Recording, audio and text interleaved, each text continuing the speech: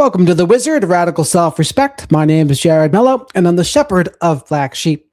Starting a little earlier today because we have a lot to go over. I interviewed Dr. Peter Salerno, my friend, earlier today. We'll be uploading that tomorrow. But in the monologue section of today's live stream, I'm going to go over more of what I think about the Beckham family drama, etc. And I talked about this yesterday, but what happened was The Guardian got mad at me that I used their video and they blocked it from YouTube. So it got demonetized and blocked. Bing, boom. Don't talk about them. So I will not use their videos again in the future. What up, Mac? So what do I think about it? So if you read Brooklyn Beckham's posts from the other day, and again, it's always good to question, is this all completely true? You never know, right? If we weren't there, we don't know. Hello there, Sam. And from what it sounded like, it sure sounded like David and Victoria are part of a narcissistic family cult where it's all about image. It's all about brand. They try to get in the way of his marriage with Nicola. There's little like trying to come in between him and his future wife. They try to make him sign his rights away to the Beckham family name. And then the other things, right? So a couple things also came to play. So Brooklyn said in the posts that at the 11th hour, Victoria Beckham backed out from making Nicola's wedding dress. And then people were posting this article from Vogue where Nicola was saying she was in talks with the wedding dress manufacturer she went with for over a year. And I first thought, oh, well, that disproves or is accusing Brooklyn of lying. But then I realized, actually, Nicola is the daughter of a billionaire, and it's very likely she was talking to multiple people about her wedding dress, multiple options, and entertaining them at the same time. Because why wouldn't you, just in case something goes wrong? So I think it's very likely that she wanted to go with Victoria Beckham's fashion line because, after all, she is marrying her son. And so it's still likely that Victoria Beckham backed out at the last minute. And it's still true that Nicola was in talks with that other wedding gown manufacturer for over a year. I think both of those things can be true at the same time. I have that on deck today, or AOE. We can watch the Candace thing tonight, and my friend Josh as well. Another thing people were saying also is some people are saying Nicola is definitely the bad guy. She's the person that's narcissistic. She's the one that is in control of Brooklyn. And I will say, I don't know enough about Nicola to say that for sure. But I will say this. We do know if you had a narcissistic parent, it is very likely that you wind up with a narcissistic romantic partner. Why? Because you were conditioned to associate the behaviors of a narcissist with love. And we're going to watch the first video we're going to watch here. Victoria Beckham talks about her need for control. So is it possible that Brooklyn went from the care of his mother? Maybe he had an enmeshed relationship with his mother, some emotional incest. Maybe he was a golden child. I don't know. I don't know enough about that dynamic. He might have been a scapegoat for all I know. Maybe we'll learn more about it in this video. But is it impossible for him to go from the care of her to the new woman, Nicola? That's not impossible. It's not impossible, but I'm not saying that's definitely true either. What else to note? I still don't think it was good that Mark Anthony, and this is another thing there's disputed reports about, right? Where people were saying to me, actually, Victoria danced with Brooklyn not during the bride and groom dance. It was much later on. And so they're trying to say that. And what you have to keep in mind is, considering the massive Beckham PR firm that's out there to manage the image, we don't know if they're just trying to push that narrative to make Victoria seem not as bad. But from what Brooklyn said, Mark Anthony introduces Victoria Beckham as the most beautiful woman in the room on Nicola's wedding day. What is that? That's obnoxious. That's a slap in the face. That's belittling Nicola. And then Victoria goes on to dance inappropriately with Brooklyn, according to Brooklyn. Again, that sounded to me like a narcissistic mother that wanted to be the center of attention while kind of humiliating Nicola at the same time. That's what that sounded like. But again, we're going to learn all about this today. There's better videos today than we even went over yesterday. So let's see here what some of the comments say before we begin. Jimmy, welcome. Jimmy was gone for a minute there. Kat, I'm very leery of your across the pond folks these days. I don't know. Those Guardian folks, you got to watch out for them. Hello there, Sam. True T. I'm going to do a favor to the truth today with everything I talk about. I had to say no. Oh, Jimmy. Maybe future mother-in-law was dropping manipulation hints early on. Very likely. And again, we have to remember in this story, more than one thing can be true at the same time. It certainly seems like to me the Beckham family could be a bit of a narcissistic family cult. I'm just not decided yet on Nicola. Maybe she's not as bad. Maybe she's also bad. I'm not sure. But people were citing her text messages that got leaked between her and the wedding planners. I read them. They didn't really seem very bad to me. They just seemed, okay, she's being a little assertive, but I wouldn't call that toxic per se. But again, some people are accusing her of being a bridezilla. We'll see. We'll see. Nope, Kat, I will scapegoat you. You're the representative of England in the chat, so I will scapegoat you. Oh, Posh is the best. She is either your favorite Spice Girl or your second favorite Spice Girl. Yeah. All right.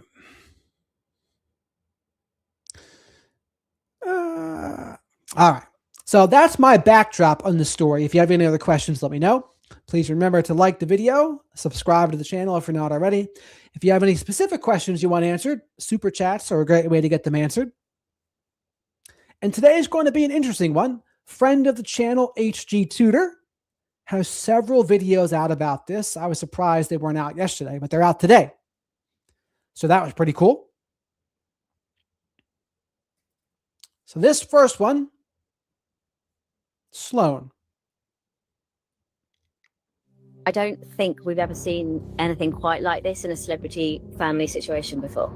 This is war now. This old Vogue article is now debunking some of Brooklyn's new claims about his mother. According to sources who spoke to TMZ, Victoria was right up against Brooklyn, allegedly, in a way, grinding on him. And I honestly think the reason that Victoria did that is because at the end of the day, Victoria and David Beckham did not want Brooklyn to marry Nicola, and they were looking out for their son. When you take someone that likes to be in control and you put them in a situation which is out of their control, it makes them feel very uncomfortable. Victoria Beckham has described herself as a control freak, which is part of the reason why she got out of control when she lost her son Brooklyn to his wife Nicola. Victoria tried her best to destroy their marriage by ruining her wedding dress and even hijacking their first dance. Brooklyn said it was the most uncomfortable and humiliated he's ever felt, having 500 people watch his mother Victoria dance inappropriately all over him. But it looks like Victoria isn't the only problem in the family. So notice before, she was calling herself a control freak. What do we know about narcissists and control? All about control. Controlling the image, controlling the narrative, controlling other people. It is what it is. And like I always say, everything a narcissist does is about power, control, managing their image, narcissistic supply, and avoiding accountability. And if you boil all of that down to one thing, it's getting what they want. Because Nicola has a past of her own. She comes from an even wealthier family with less morals. Nicola has been accused of being a rude and heartless person, just like her father and her mother are, which is part of the reason why Victoria was trying to protect her son Brooklyn from Nicola. So let's get into it.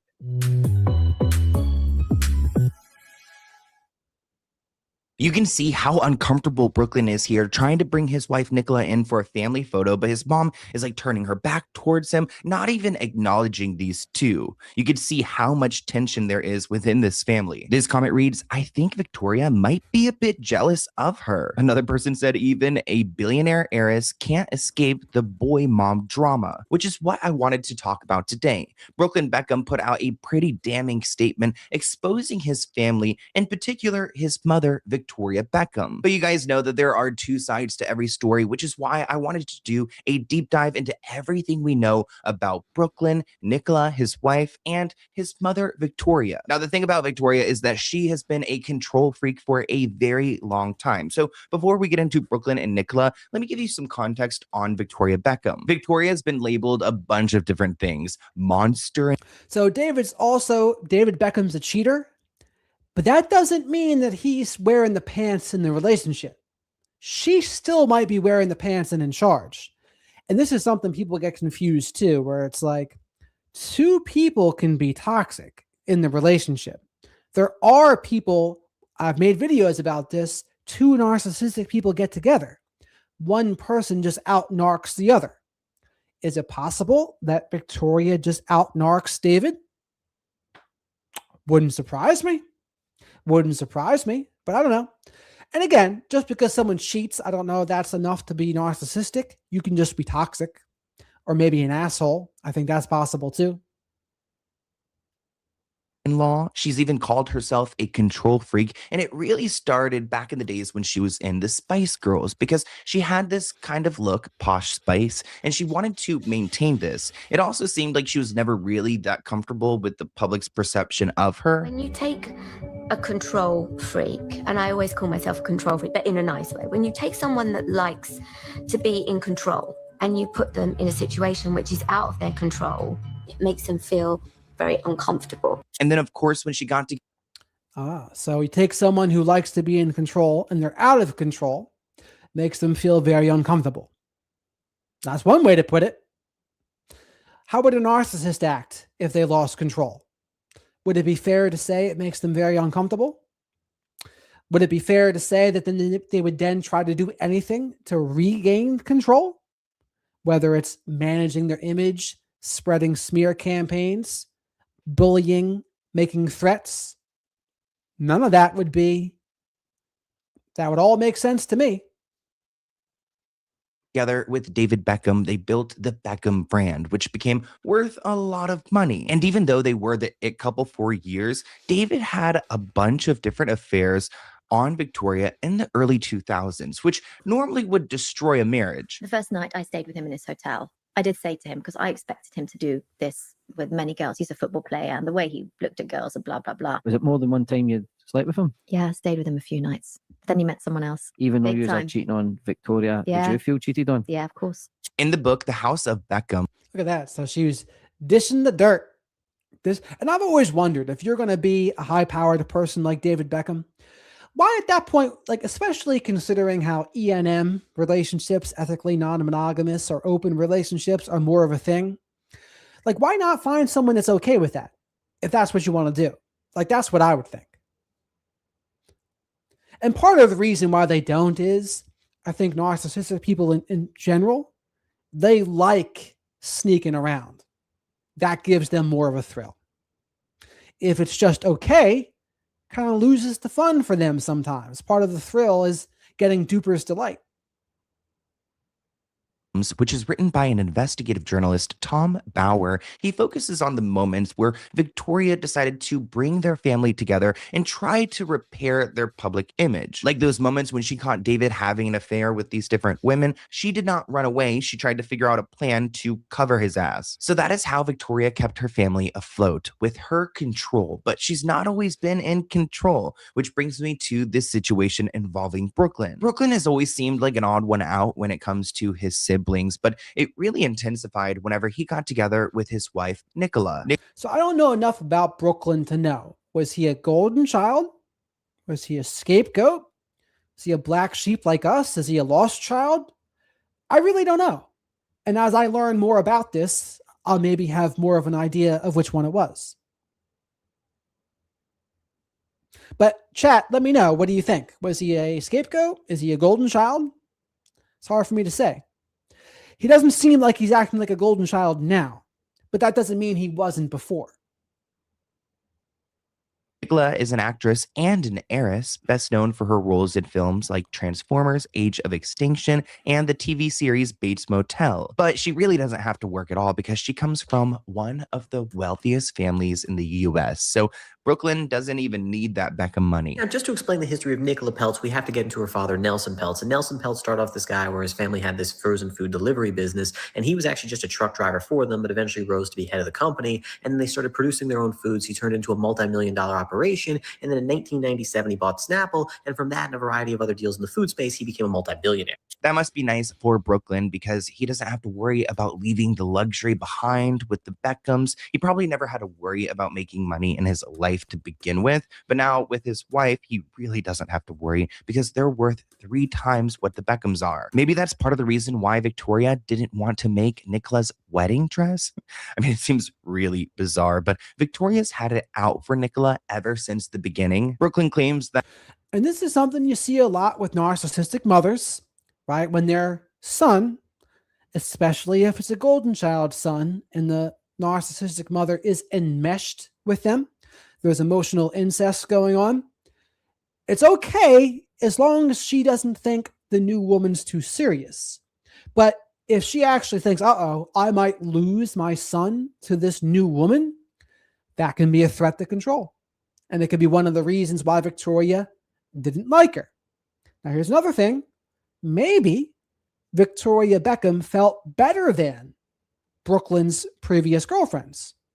But now that Nicola comes around, a very attractive woman, now, she might be more attractive than me.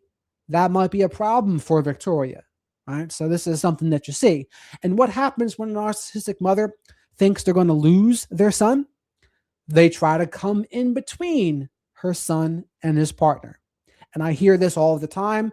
Women come to me and their partner, who may also be narcissistic, but they have a narcissistic mother. But not every son in this dynamic is narcissistic. Some are, some aren't. It just depends. His mother, Victoria, canceled Nicola's dress at the 11th hour, making it an entire situation to get her a new dress. He said, "My parents have been trying endlessly to ruin my relationship since before my wedding, and it hasn't stopped. My mom canceled making Nicola's dress in the 11th hour, despite how excited she was to wear her design, forcing her to urgently find a new dress." I feel like the parents should be thrilled whenever their kids are getting married, so the fact that Victoria was trying to mess with her dress tells me everything I need to know. And again, this is where there's pushback coming out because there's a Vogue article of Nicola saying she was in talks with the wedding dress manufacturer she wore for a year. And some people were trying to say, oh, that means Brooklyn must have been lying about his mother, Victoria, dropping out and deciding not to make the wedding dress at the 11th hour. But here's the thing. More than one thing can be true at the same time. If you're Nicola and you come from a billionaire family, it's very likely you're talking to multiple wedding dress manufacturers at the same time. So yeah, she could be talking to the one she used for over a year, and she can be hoping that Victoria will make her wedding dress as well. Because after all, she is marrying Victoria's son. It would be a good gesture to wear, because Victoria owns the fashion line. She runs the company. It'd be a good gesture to use a wedding dress from her company. But Brooklyn says that Victoria backed out at the last minute. Source claims that when Nicola and Brooklyn got engaged, Victoria told Nicola that she'd love to make her wedding dress. Nicola said that it would be an honor, that she would love to wear one of her originals. But as the big day came closer and closer, it looks like Nicola started to realize that the dress was not a priority for Victoria, and they were concerned it wouldn't even get done. It turns out that Victoria actually called Nicola's mother to tell her, hey, I'm not going to be making that dress anymore. She didn't even tell Nicola. The source claims that Nicola was painted as a brat for not wearing Victoria Beckham at the wedding. Kind of messed up that Victoria did not tell Nicola directly, but it turns out that Brooklyn's statement isn't fully checking out. In a resurfaced interview with Vogue, bridal stylist Leslie claimed that the dress that Nicola ultimately wore was a year in the making. According to the article released in April 2022, the custom wedding look was the culmination of a year's worth of conversations with a Valentino director. So what they're claiming in this Vogue article is that Nicola was actually talking to Valentino for over a year to get her dress like custom made. So why would she be worried about Victoria creating it if she's already dealing with Valentino? The article also quoted Nicola, who's... And again, the reason would be she was hoping to use Victoria and she could be talking to them both about it at the same time. It doesn't have to be one or the other.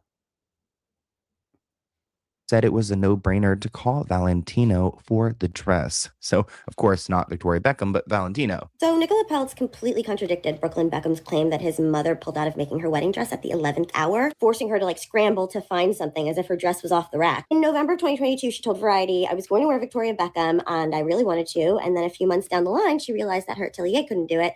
So then I had to pick another dress. In April 2022, Valentino's creative director said that her dress was a culmination of a year of conversations, which included 2 trips to Rome HQ and 2 US fittings. These are not easily explained contradictions. Did they forget?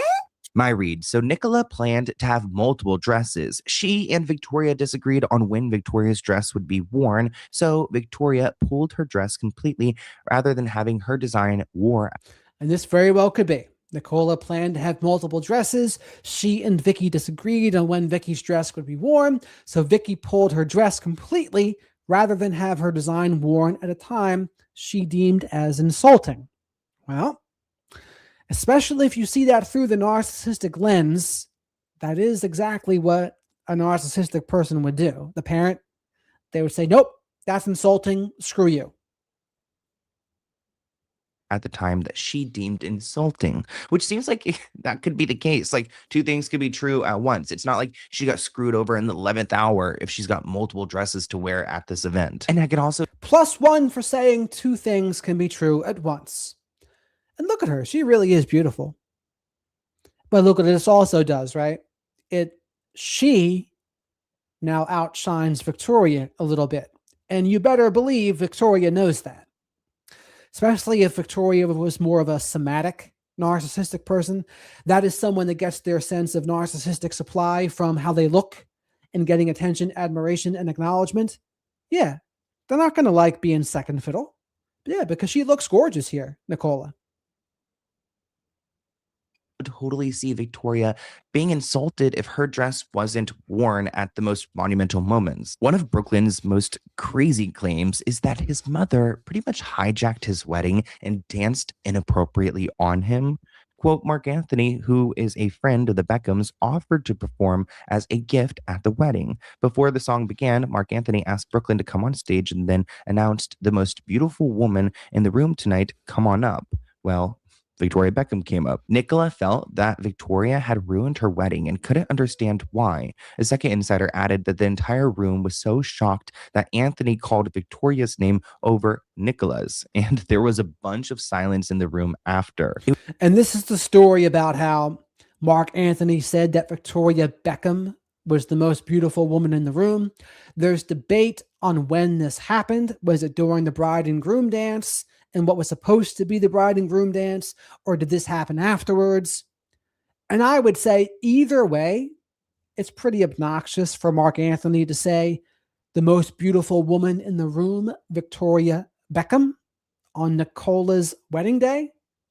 I mean, does that sound like Victoria might have been in on that with Mark Anthony?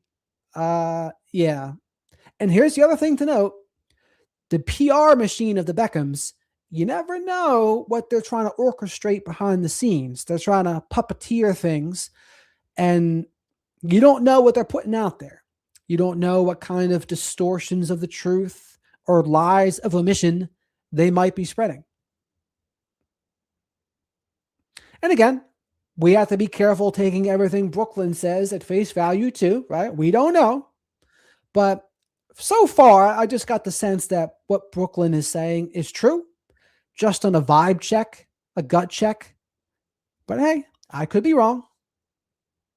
It was such a jaw-dropping moment that it left the whole room in absolute shock. You could hear a pin drop because it's like Nicola's wedding. It's like, oh, let's call the most beautiful woman in the room tonight should be the bride, but no, it's Victoria. In Brooklyn's statement, he did say that his mother hijacked his first dance with his wife. And his statement also coincides with other information that we've received about this wedding, like this tip from Des Moines. Mark Anthony sang at the wedding and held a speech. The speech was the most awkward thing. He did not mention Nicola or her family at all. He dedicated a song to Victoria and Brooklyn, which set Nicola off. She ran out crying and her entire family went after her. The mom and son dance ended. Brooklyn ran directly outside. They did not come back until after the party. Nicola's acting coach and stylist were the only ones that held a speech for her. There was a noticeable tension. On top of everything, Brooklyn shared that his mom danced with him inappropriately, which made him feel extremely uncomfortable. He said he's never felt more humiliated in his life. This comment reads, "Show us the Beckham files." I mean, the wedding video. Another person says, "Release the wedding tapes, then we will know the truth." And what could that possibly be? How would Victoria Beckham be dancing inappropriately? Maybe a little handsy, maybe handsy, gropey, maybe, or a little bit of a provocative dance. What else could it be? And part of it could also just embarrass Nicola as well, especially if you're not on good terms with the mother-in-law. Things that would be okay if you're on good terms with a mother-in-law kind of take a different flavor when you're not on good terms with them. So this is something you see happen a lot too, right? Where there's people that, depending on your relationship with them, okay, you can mess around with somebody if you're on the same page and you're friends and you have a good connection. But sometimes narcissistic people, they will assume that familiarity with you and they don't have it. So when they do it, it comes off as obnoxious, antagonistic, and abrasive. But if a friend of yours does something, then it's a different story. You're on the same page. Okay, it's not as bad. But again, it all depends on what it was as well. I would pay good money to go and see some of those wedding tapes. But also it kind of breaks my heart at the same time because like I feel bad for Nicola and I feel bad for Brooklyn being in this situation. Like this is like borderline like abusive parents. Well, this is terrible news because TMZ is reporting that we are never going to see this alleged wedding video of Victoria Beckham inappropriately dancing on Brooklyn. And according to sources who spoke to TMZ, they claim that Victoria was right up against Brooklyn, allegedly in a way grinding on him.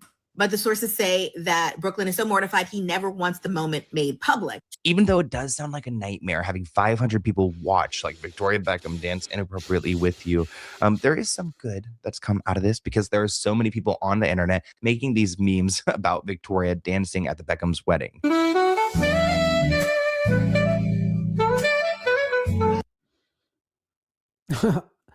I hope these things, you got to watch out for these. These could be freaking copyright. I don't like it one bit.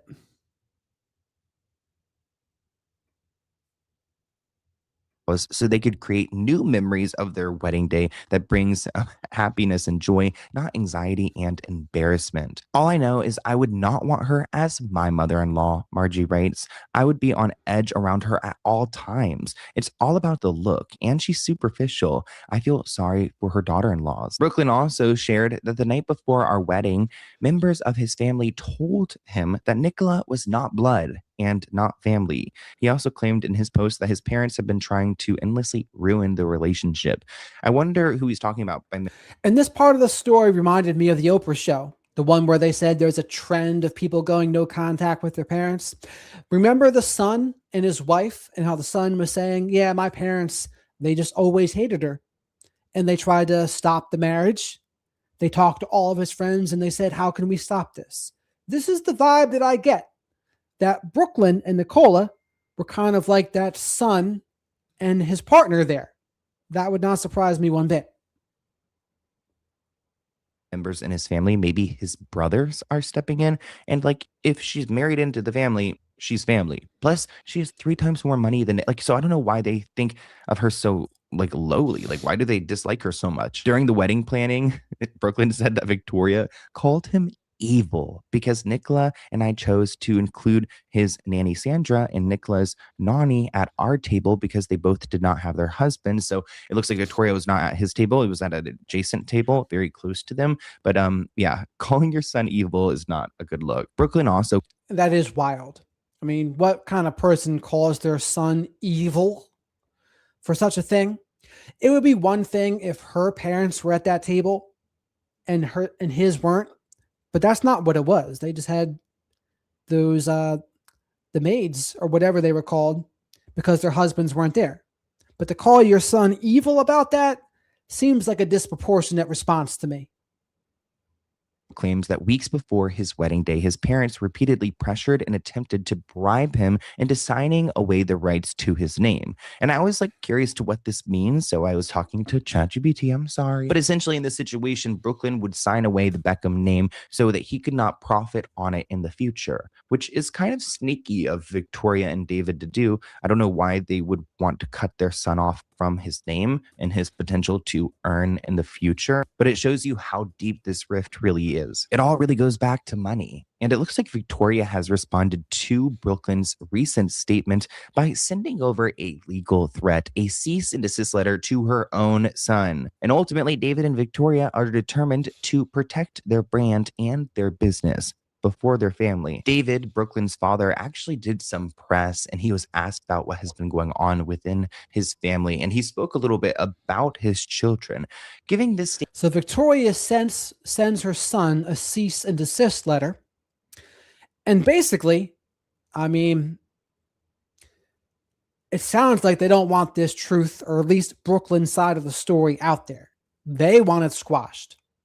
And a lot of the dysfunctional family systems, what they'll do is they sweep problems under the rug. They would rather have dishonest harmony than honest conflict. And for all we know, maybe Brooklyn went along with that for the majority of his life. Maybe his siblings did too. But finally, maybe Brooklyn became the truth teller.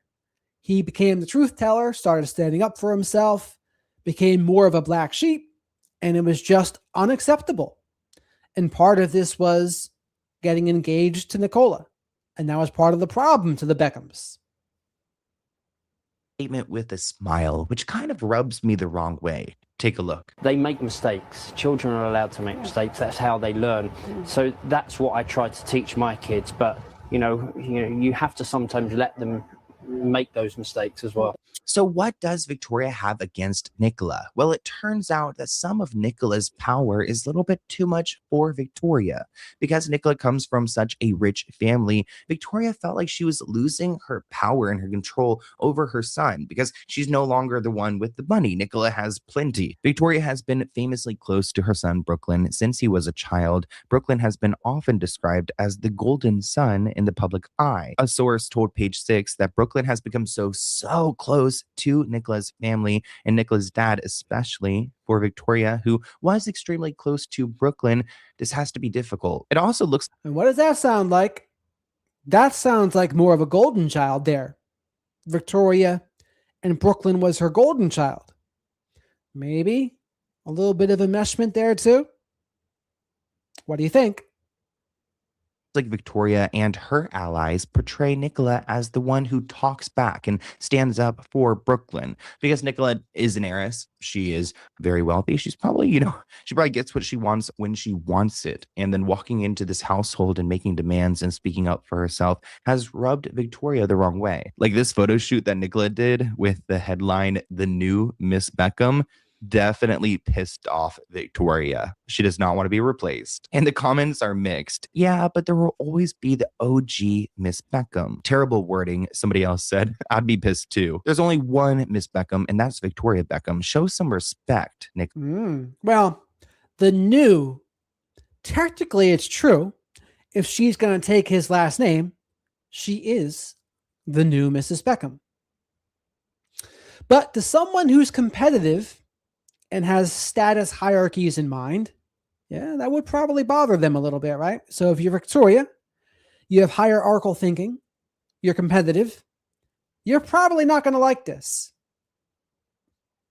Honey, you can't beat Victoria, accept that, somebody else wrote. So that kind of seems like that was a beginning of a little bit of a like, you know, some tension between the two. Nicola trying to take Victoria's throne. I mean, at the same time, her son Brooklyn has to grow up. He has to move on and has his own family. So I can see her being kind of like the mother-in-law from hell at the same time, not wanting to let go of her son. This is an interesting article. So back in 2009, long before Nicola became part of the Beckham family, she found herself at the center of shocking claims that she had abused and threatened staff members at her home as a sport. This article claims that Nicola would routinely threaten the maids that she will have her father fire them if they don't do what she asks. She's hardly. So this is the worst I've heard of Nicola. So back in 2009, long before she entered the whirlwind of brand Beckham, Nicola found herself at the center of shocking claims that she had abused and threatened staff members of the Peltz household as a sport. Ooh, that sounds fairly sadistic.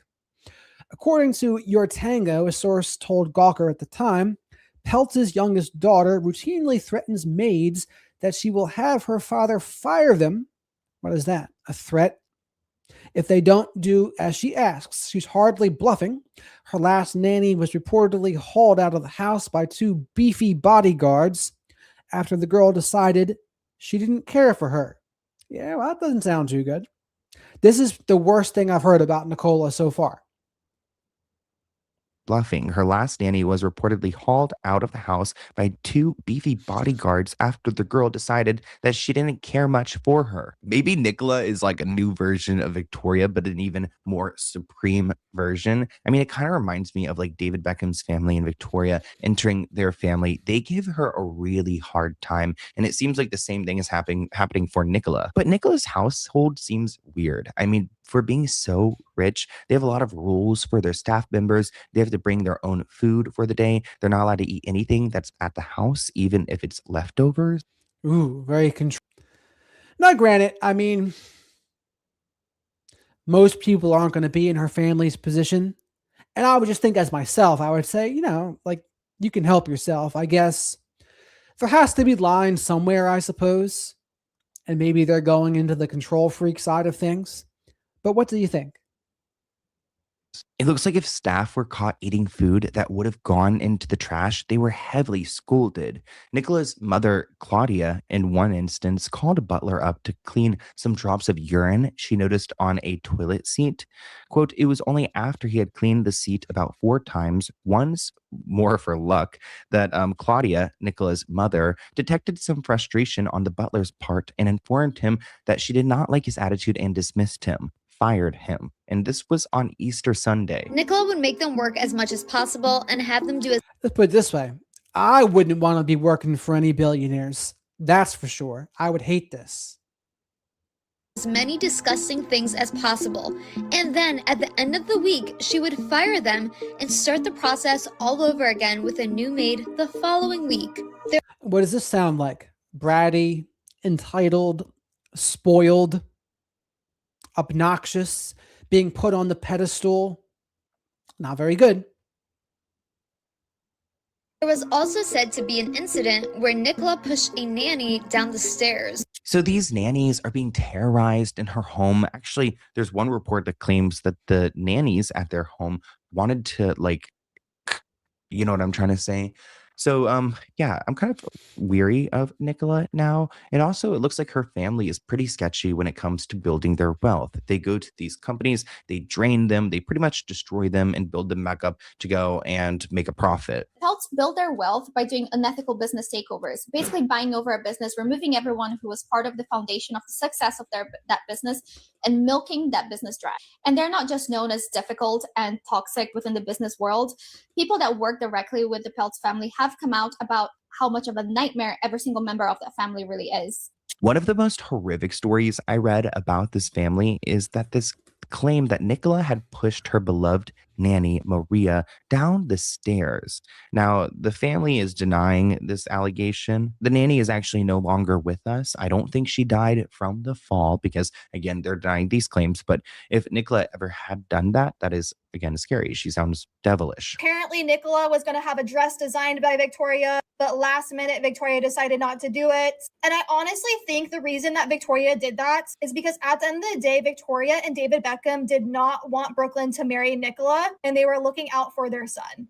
I have seen stories of Nicola Peltz's family, what happened with the wedding. And this is where it becomes complicated, right? Where in a narcissistic family system, a lot of us in this space, we try to say, oh, there's just one narcissistic parent, one narcissistic person in a romantic relationship. But a lot of times you zoom out to the family, especially when you're marrying into other families, it gets pretty complicated because there can be more than one narcissistic person.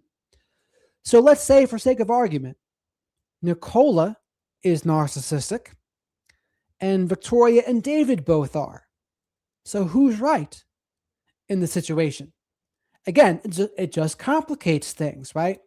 From what I can see, I mean, hey, if your son wants to do that, what would I say? If I have a son that is, I think, going to marry a narcissistic person, I would try to tell him like why I thought what I thought.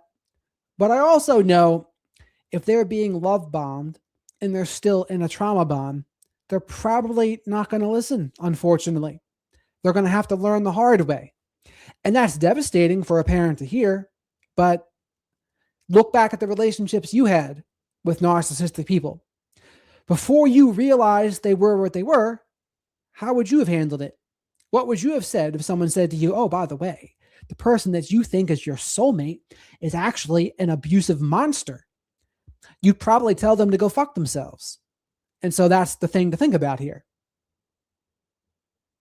Planner, what's happened with nannies. And so I believe that David and Victoria were looking out for their son, have always been looking out for their son. Like I said earlier, it was tough for Victoria when she became a Beckham because David's parents did not like her at all. And it's interesting to see how history is repeating itself with Nicola. Nicola's kind of like in Victoria's position now. Let's talk about the original Beckham family feud, the one between David and his parents when he first got with Victoria. When David Beckham first started dating Posh Spice in the late 90s, his family was worried. They did not like the glitz and glamour that surrounded her life. They didn't like the pop star scene. They thought that he was getting distracted from football. David's dad especially didn't like this relationship because he felt like David was drifting away from the family that supported him from the start. Things only got worse after they got married because apparently at the wedding, his family felt like they weren't included. In fact, the tabloids at the time were painting Victoria as controlling. Allegedly, after that, David and his dad barely spoke, and his dad missed years of big moments in David's life. This comment reads, history. What does that sound like? A little bit of a narcissistic woman isolating and controlling David, isolating him from his friends, family, and support system? Maybe? What do you think? And history doesn't repeat itself, but it rhymes. Victoria is very pretty back then. Repeats itself for sure. And somebody else said, so this is a generational curse. And maybe it is. It kind of sounds like it because what a coincidence for that to happen again. Maybe it's like a life lesson for Victoria to learn and for Nicola too. I mean, if you are over here throwing punches and pushing your maids around, then you need to be checked. And I could see Victoria totally doing that to her, but also trying to destroy their wedding day is not the way to go about it. But I want to hear what you guys think of this deep dive in the comments below. I hope you enjoyed. And again, when there's double toxic action going on, they're not going to handle the situations appropriately, more than likely. But never forget, there can be more than one toxic party in a situation. People want it to be more black and white a lot of times, but it's not always that black and white. And so, again, in this case, it seems like David and Victoria were trying to come in between the wedding. You could say they were doing it for the right reasons. Maybe. I'm not even guaranteeing you can say that. Maybe you couldn't. Maybe they just wanted to do what they wanted to do for their own selfish reasons. It wasn't even about Brooklyn. But we don't know. We just don't know.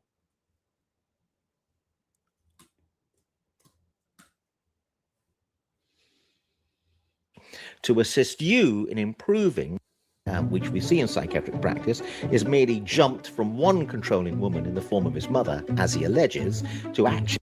Already, Brooklyn Beckham has got himself into a bit of trouble, I think. Okay, you don't want to reconcile. So this is Dr. Raj. The name of his channel is Shrinking the World with Dr. Raj. Shrinking the World with Dr. Raj Prasad.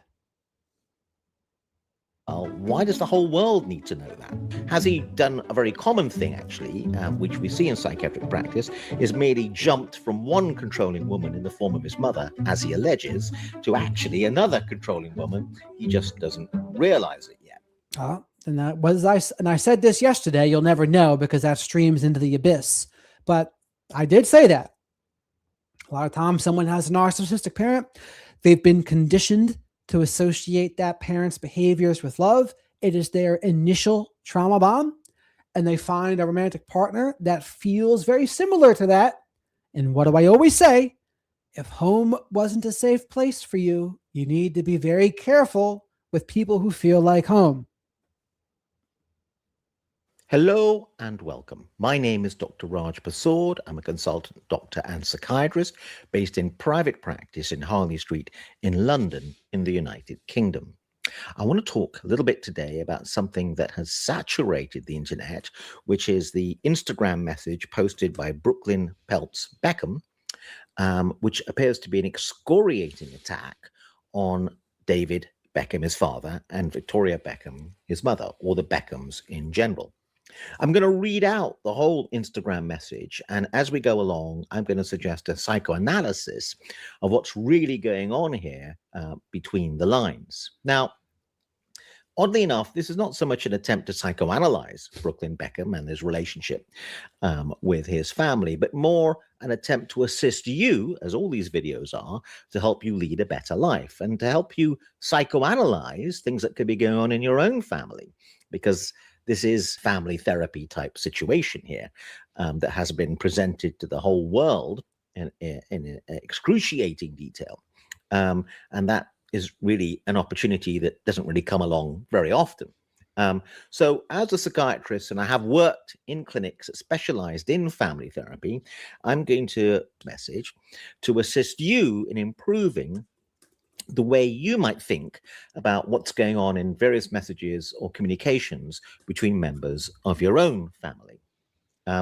Now, the first thing to say before we get into this is Brooklyn Beckham has launched an astonishing attack on Victoria and David Beckham. Now, the press have already commented that the Beckhams are kind of like second only to the royal family here in the UK in terms of celebrity status, and maybe even being a national treasure. So if you're going to attack, let us say, for example, to take an analogy, the King of England, be aware of the task at hand here, which is that you're really climbing an uphill battle. You really got to have very serious allegations of a very serious nature, and you're going to have very strong evidence. And even if that was the case, maybe the vast majority of the nation wouldn't accept the criticism and may instead turn on you and think there's something a bit wrong with you. So already Brooklyn Beckham has got himself into a bit of trouble, I think, speaking in a psychoanalytic sense, because of the task he's taken on. And we'll discuss as we analyze the message and perform a psychoanalysis. So we can steel man Brooklyn's position. I mean, Brooklyn's position is if he came from this narcissistic family cult, he has always been suppressed. He wasn't allowed to speak his mind, speak his truth. He's enmeshed with his mother, and he's had enough. He wants to break free from his family of origin. I don't have a problem with that. I think that's the natural order of things. And so he wants to clear the air and say, you know what? I'm going to get my side of the story out there. My entire life, it has always been the Beckham brand management, image management, but I've had enough of that. So I'm going to put this out here. And again, he may or may not realize that he's with someone that reminds him of his mother. I don't know. But I think that's the steel man of Brooklyn's position. Has he really succeeded in what maybe he attempted to do? Or is there more going on behind the scenes here? Is this actually a message from Brooklyn Beckham, or is it actually been dictated by his new wife, Nicola Peltz? And is really the dynamic of the venom between the various people really something about the new wife and the mother? It wouldn't be the first time that a mother-in-law and daughter-in-law struggled in terms of their relationship. And one of the paradoxes here is that in this message to kind of declare his independence, which is at one psychological level what he seems to be claiming to be doing, has he actually just reinforced an idea that actually he's a very dependent chap, either was very dependent on his parents to make his way in the world and has become now dependent on his wife. And if his allegation is that his mother was a very controlling woman, which is one of the excoriating allegations, has he done a very common thing, actually, which we see in psychiatric practice, is merely jumped from one controlling woman in the form of his mother, as he alleges, to actually another controlling woman. He just doesn't realize it yet. It is what's going on behind the scenes, actually, a sense in which his attempt paradoxically to suggest and break free and be independent has actually reinforced an idea that actually he's really rather dependent. Okay, so let's get into it. So Brooklyn Peltz Beckham Instagram message. I have been silent for years and made every effort to keep these matters private. Right there, straight away, okay? Made every effort to keep these matters private. How much effort is he making to keep it private to post all of this on Instagram? Unfortunately, my parents and their team have continued to go to the press, leaving me with no choice but to speak for myself and tell the truth about only some of the lies that have been printed. Notice again this line, but to speak for myself. Obviously, he's speaking for himself when he messages on Instagram. Why did he feel the need to say, to speak for myself? Is there an unconscious sense in which actually, at some unconscious level, he realizes maybe he's under the influence of someone else? I do not want to reconcile with my family. I'm not being controlled. I'm standing up for myself for the first time in my life. Okay, he doesn't want to reconcile with his family. Fine. Hurtful, traumatic, but why post it on Instagram? Okay, you don't want to reconcile with your family. Why does it have to go out into the wider world? Okay, there's a deeper question. Okay, you don't want to reconcile. Why does the whole world need to know that? Okay, what are you trying to achieve there? Again, for someone... Again, I think he's just trying to get his own narrative out there, because before, it's always been the Beckham family narrative, and he's trying to break free, and I think that's what he thinks he's doing, telling the truth. And again, I don't know exactly what Brooklyn would be lying about. I'm not saying it's not impossible. It's possible he's lying about things, but I haven't gotten that sense yet. Criticizes the family later on for being kind of obsessed with publicity. This person is not averse to some of the lure of publicity in going on to Instagram. He goes, I'm not being controlled. I'm standing up for myself for the first time in my life. Why are you telling us you're not being controlled if there was an allegation that you were being controlled? And who made the allegation? And who are you being controlled by? Also, I'm standing up for myself. Well, you're being controlled by your narcissistic family at first, and now there's accusations you're being controlled by Nicola. I can definitely attest to the first one, being controlled by Nicola, though. I'll have to see some proof of that. For the first time in my life. If you're standing up for yourself for the first time in your life, then you were being controlled before. So what's changed? How come you're not being controlled now? So, you know, puzzling and contradictory, some of this stuff. For my entire life, my parents have controlled narratives in the press about our family.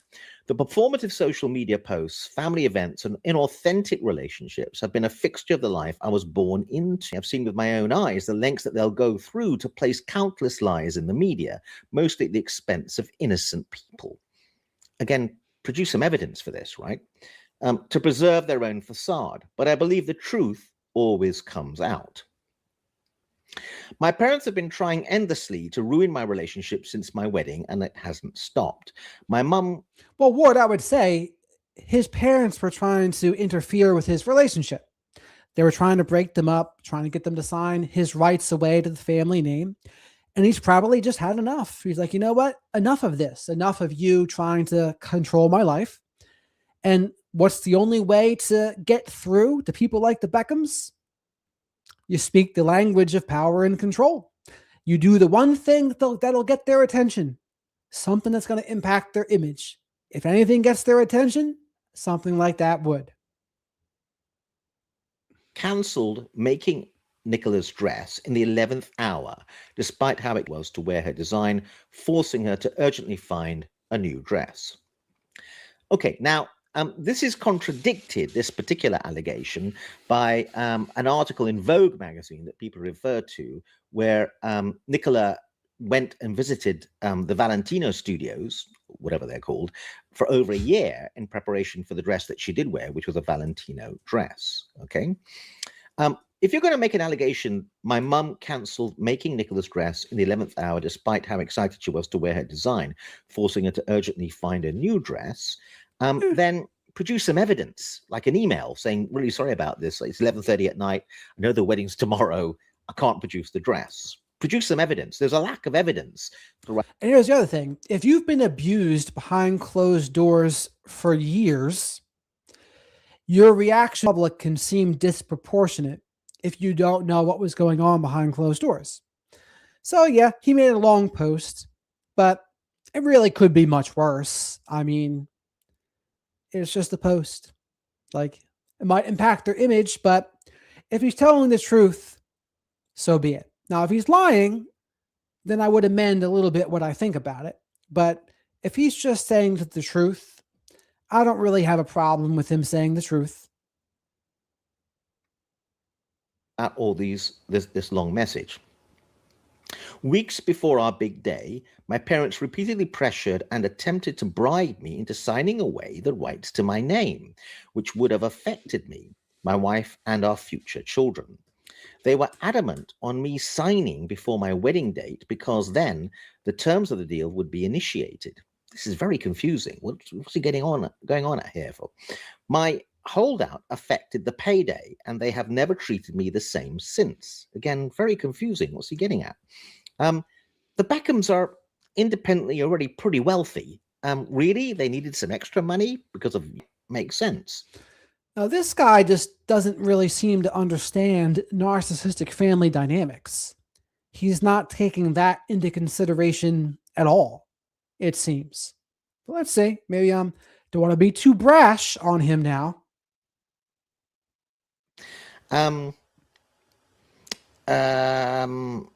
During the wedding planning, my mum went so far as to call me evil because Nicola and I chose to include my nanny Sandra and Nicola's Nomi at our table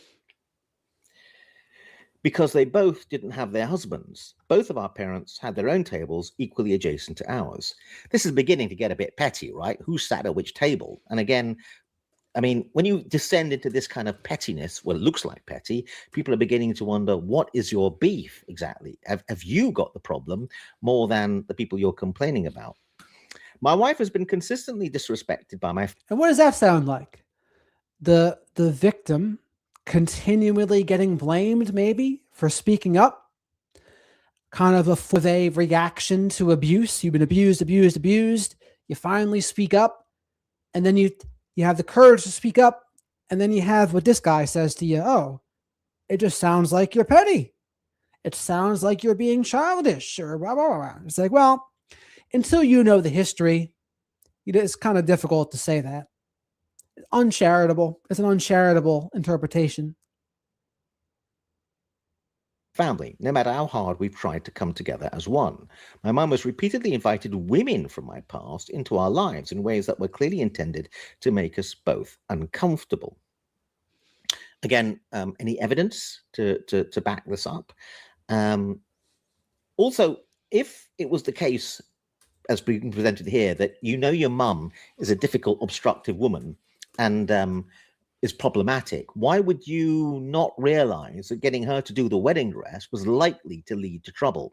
Why not have a backup plan? I mean, after all, you are marrying a billionaire's. I think they did. They did have a backup plan. Victoria was one of the people they were going to use for the wedding dress, but I think she also had a couple others that she walks with, and thank goodness for them they did, right? I think that's another part of it as well. And as someone in the chat mentioned as well, if you go back to the last video I went over by Sloan, according to how Nicola was treating the staff in the house, that was pretty cruel and sadistic. And what is one of the ways that I say that you can tell a narcissistic person? Well, you pay attention to how they treat people that they think can't do anything for them, or they think they're better than. And yes, staff, servants, they definitely fit that description. And it seems like if those stories were true, Nicola was being sadistic, entitled, a brat, good. And I don't know how old she was in that stuff, but regardless, not good regardless of age. Daughter, they can afford to have 2 or 3 dresses as backup plans instead of what may or may not have happened. Despite this, we still traveled to London for my dad's birthday and were rejected for a week as we waited in our hotel room trying to plan quality time with him. He refused all of our attempts unless it was at his big birthday party with 100 guests and cameras at every corner. When he finally agreed to see me, it was under the condition that Nicola wasn't invited. It was a slap in the face. Later, when my family traveled to LA, they refused to see me at all. This kind of refusing to see each other type thing, again, people are beginning to wonder, what's the big crime here? So to me, the big crime would be if David and Victoria only wanted Brooklyn to come to that event in a very public way. What does that subcommunicate? It subcommunicates they're not really as interested in the connection with their son. They are way more interested in how it's going to look, the image. That's what they are more concerned about. If they weren't more concerned about that, why not meet with them behind closed doors and try to repair the relationship if both sides are willing to do so? But to say, no, it has to be in front of all the cameras, or you can't come and Nicola can't come, what is that? And is there just a simple misunderstanding that's occurred? The other thing that's really interesting about this is Brooklyn is complaining a lot about the celebrity lifestyle, actually, in the sense of the parents. I mean, there is a sense in which whatever may have happened here, and again, we don't really know. One of the things that we can be fairly confident of, the Beckhams had to make money. I mean, they're wealthy people. How did they make money? They were famous, so they played the game of fame and celebrity. He seems to be complaining about minding the family shop, really, because this is how the family is wealthy. He's complaining about the things that the parents did, which have made Brooklyn wealthy, in a sense. And at the deepest paradox of all, he's ended up marrying the daughter of a billionaire. Given he's rejecting the family and complaining a lot about them, does he really think he would ever even have met Nicola or Nicola Peltz, or even that she would entertain him or even consider marrying him if actually he wasn't the son of this celebrity couple? He actually, in a sense, owes his parents the fact he's ended up with this wife, right? Whereas he's saying, I've ended up with a wife despite the parents. There's a deep paradox there. My family values public promotion and endorsement above all else. Well, that's how they make their living. You're complaining about having to do the thing that has provided the money that has feather-bedded your lifestyle. I mean, is it not easy to understand why, even though it did help him, why you might still be resentful of all the strings that came attached with it? Because that's the thing. Those families, they give with strings attached. They're not just unconditional giving a lot of times. It's no, we're going to give you this on the condition that you do X, Y, and Z. And yeah, on one hand, you might be getting handed something, but on the other, you're being given things with strings attached, and it might get thrown in your face later. That's not very fun. I wouldn't like that either. Beckham comes first. Is that big a surprise, really? Family love is decided by how much you post on social media or how quickly you drop everything to show up and pose for a family photo opportunity, even if it's at the expense of our professional obligations. What professional obligations, Brooklyn? It's not entirely clear what kind of career that you've had. Again, a slight competitive thing is turning up here. You know, I have professional obligations. My dad has professional obligations. We're kind of equal. Are you really equal, or is your father extremely famous indeed and pretty talented as a footballer? And for you to compete by saying you have professional obligations just as he does is suggesting actually a status above your real rank in the world, which you are not really grasping. We've gone out of our way for years to show up and support at every fashion show, every party, and every press activity to show our perfect family. Again, a complaint about having to show up to stuff, right? And a complaint about the fact you have to project the notion of a perfect family into. This guy sounds like he's a flying monkey of the Beckham family, honestly. Freaking, he's on their team. He's helping them commit abuse by proxy. He's taking their side. He maybe he just sees nothing wrong with it. Of course you should do all of those things. Of course. I don't know about this guy. To the media. Well, again, is that odd or unusual? What do you want to do? Project an image of an imperfect family instead? Are you complaining about having to work for a living? Is that what's really going on here? But the one time my wife asked for my mum's support to save displaced dogs during the LA fires, my mum refused. The narrative that my wife controls me is completely backwards. I have been controlled by my parents for most of my life. I grew up with overwhelming anxiety. This is a very worrying line to a psychologist or a psychiatrist. I grew up with overwhelming anxiety. Anxiety about what? Did you get any help for that? For the first time in my life since stepping away from my family. I kind of find it hard to believe this guy's even a psychiatrist. Because here's the thing. If you have narcissistic parents, the percentage likelihood that you develop an anxiety disorder goes up exponentially. Why? Because when you grow up in a narcissistic family, very likely to develop CPTSD. You're constantly walking on eggshells. You're in survival mode, fight, flight, freeze, or fawn. Lots of anxiety involved. And that's all it takes is having a narcissistic parent to have that anxiety. It's like, isn't this not? That anxiety has disappeared. Remarkable. Maybe it's true. I don't know. But again, wow. If you had overwhelming anxiety and that was disappeared from stepping away from your family, how did they cause the overwhelming anxiety? There's a lack of explanation here.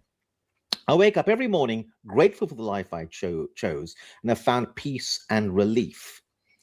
There's something very similar going on here with what happened with Harry when he talked about the fact that therapy had been really, really helpful, and they still had to write a book where he attacked the king.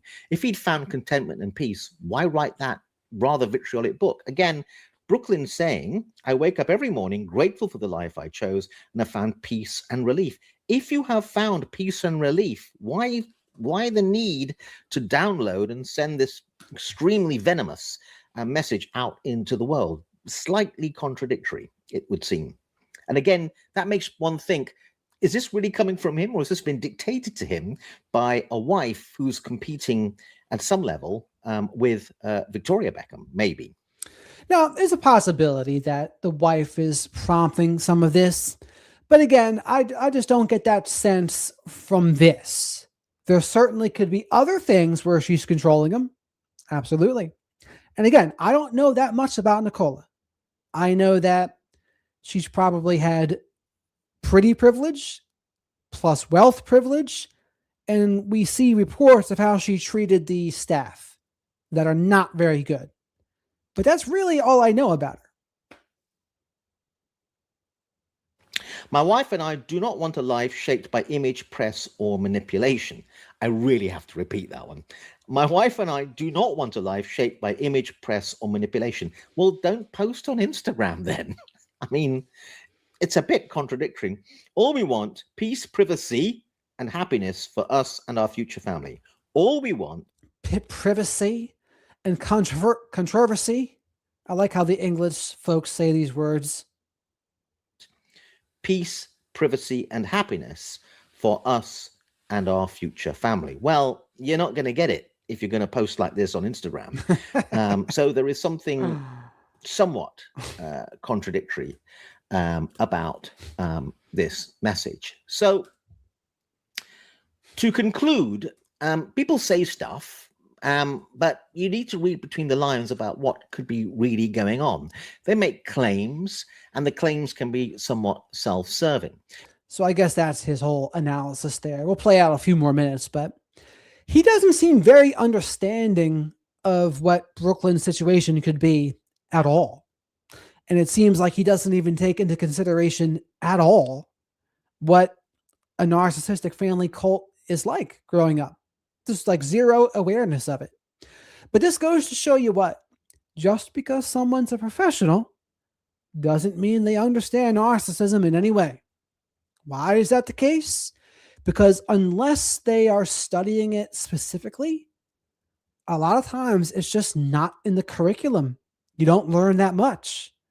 A lot of the professionals, they're learning from the people like myself and others in the space, because, and people tell me this all the time, they're going to school for this, but they're like, Jared, I learn more about them from watching your stuff than I do at school. So keep that in mind. It may be, by the way, that Brooklyn Beckham is completely accurate in everything that he has said here. It may be, but oddly enough, even if it's true, everything that he said, it's interesting the image or the impression that's been created, which I don't think is actually helpful to him. So this leads to the deepest point of all I want to make, which is that at the heart of psychiatric difficulty or psychological problems that I see on a daily basis is people's inability to see themselves clearly for what they are, or maybe to see themselves in the way other people see them. So Brooklyn's climbing an uphill battle, to be fair to the man, which is that he will obviously appear to a lot of people as a bit of a spoilt brat because he was brought up in this very feather-bedded and celebrity cocoon and has married the daughter of a billionaire. So people's sympathies are not naturally going to be the idea that he's some kind of victim and has suffered through his life, which is the narrative he's trying to present. So because he lives perhaps in a little bit of a wealthy bubble, he doesn't see how ordinary people, which is constituted the vast majority. And this sounds like a good example of how people go to a licensed professional and they get invalidated by that licensed professional or a psychiatrist. I mean, imagine if you are a victim of narcissistic abuse, coercive control, narcissistic parents, and you see this guy. What do you think he's going to say to you? You're probably going to feel invalidated as hell walking out the door. The population on the planet are going to view what would appear to be a slightly whiny, complainy type message. So be able to see yourself the way other people see you, which is very difficult. And that is the first step if you're going to try to get the world to be on your side and persuade the world of your own position. That is the first step. I hope that's been useful. I'll be very interested in your comments below. Again, I want to emphasize, I'm not saying that I know exactly what's going on between the lines in this statement, but I'm trying to help you think a bit about some other possibilities. I suppose I know I've kind of said I wanted to make the final point, but I want to make yet another final point. What is particularly venomous about this message? He's not just sticking the knife in, but twisting it. The thing about and all of this is just a very uncharitable way to see the entire situation. Yeah, I mean, if I was Brooklyn, I would never tell him to come to a guy like this. You'd be like, yeah, if you want to feel worse about yourself, go see him. The dance, the first dance that he also claims in the message that happened, that Victoria Beckham took the first wedding dance. Okay, so here it goes. The night before our wedding, members of my family told me that Nicola was not blood and not family. Since the moment I started standing up for myself with my family, I've received endless attacks from my parents, both privately and publicly, that were sent to the press on their orders. Even my brothers were sent to attack me on social media before they ultimately blocked me out of nowhere last summer. My mum hijacked my first dance with my wife, which had been planned weeks in advance, to a romantic love song. In front of our 500 wedding guests, Mark Anthony called me to the stage, wherein the schedule was planned to be my romantic dance with my wife, but instead my mum was waiting to dance with me instead. She danced very inappropriately on me in front of everyone. I've never felt more uncomfortable or humiliated in my entire life. We wanted to renew our vows so we could create new memories of our wedding day that bring us joy and happiness, not anxiety and embarrassment. So let's wonder, what kind of invalidating thing will he say about that? Okay, so this is like a really weird passage. I mean, it's a very weird idea that Victoria Beckham should hijack the first wedding dance. It may be true, I don't know. There's a lot of controversy about whether this is true. Many people are now saying in the press who were there that their own eyewitness testimony is not quite as reported here. This is not just stabbing the Beckham family in the heart. This is like twisting the knife, because there's now a connotation of something quite weird going on between his mum, his over-controlling mum is his allegation, and her relationship with her son. It suggests there's a kind of deep hole in her life. Not least, she is married to national treasure and, generally speaking, someone regarded as an extremely handsome and eligible man, which is David Beckham. So a little weird stuff going. Weird? Or is it just true? It's almost like it didn't even cross his mind for it to be true. Like, this is what it is. This is something that narcissistic parents might do. It just seems like it didn't even cross his mind. Going on here. The other thing that's interesting is that the Beckhams, Victoria and David, are deeply significant in terms of their celebrity status.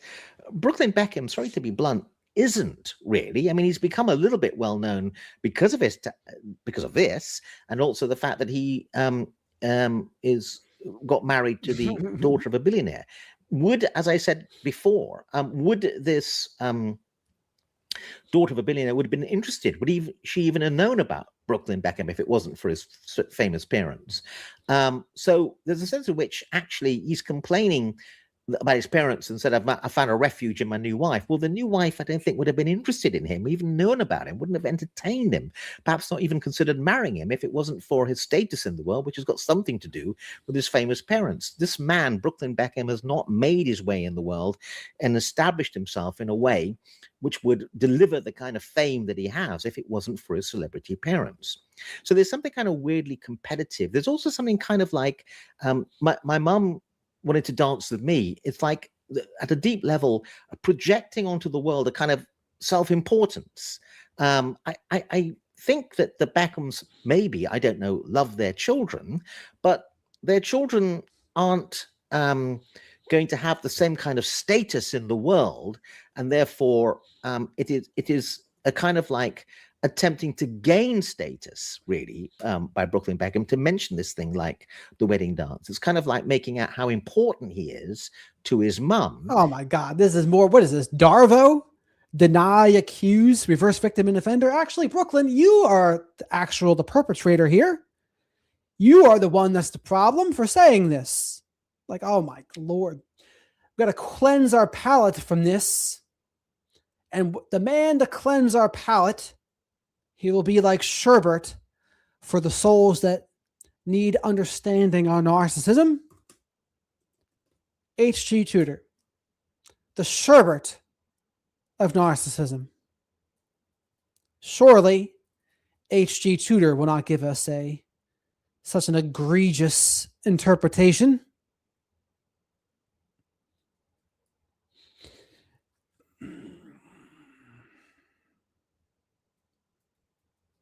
There we are. The limelight.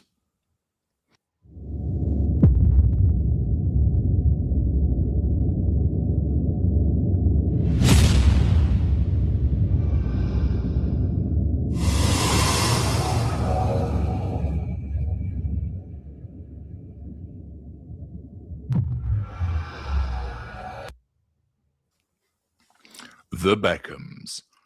When narcissists collide. Hello, I'm H.G. Tudor.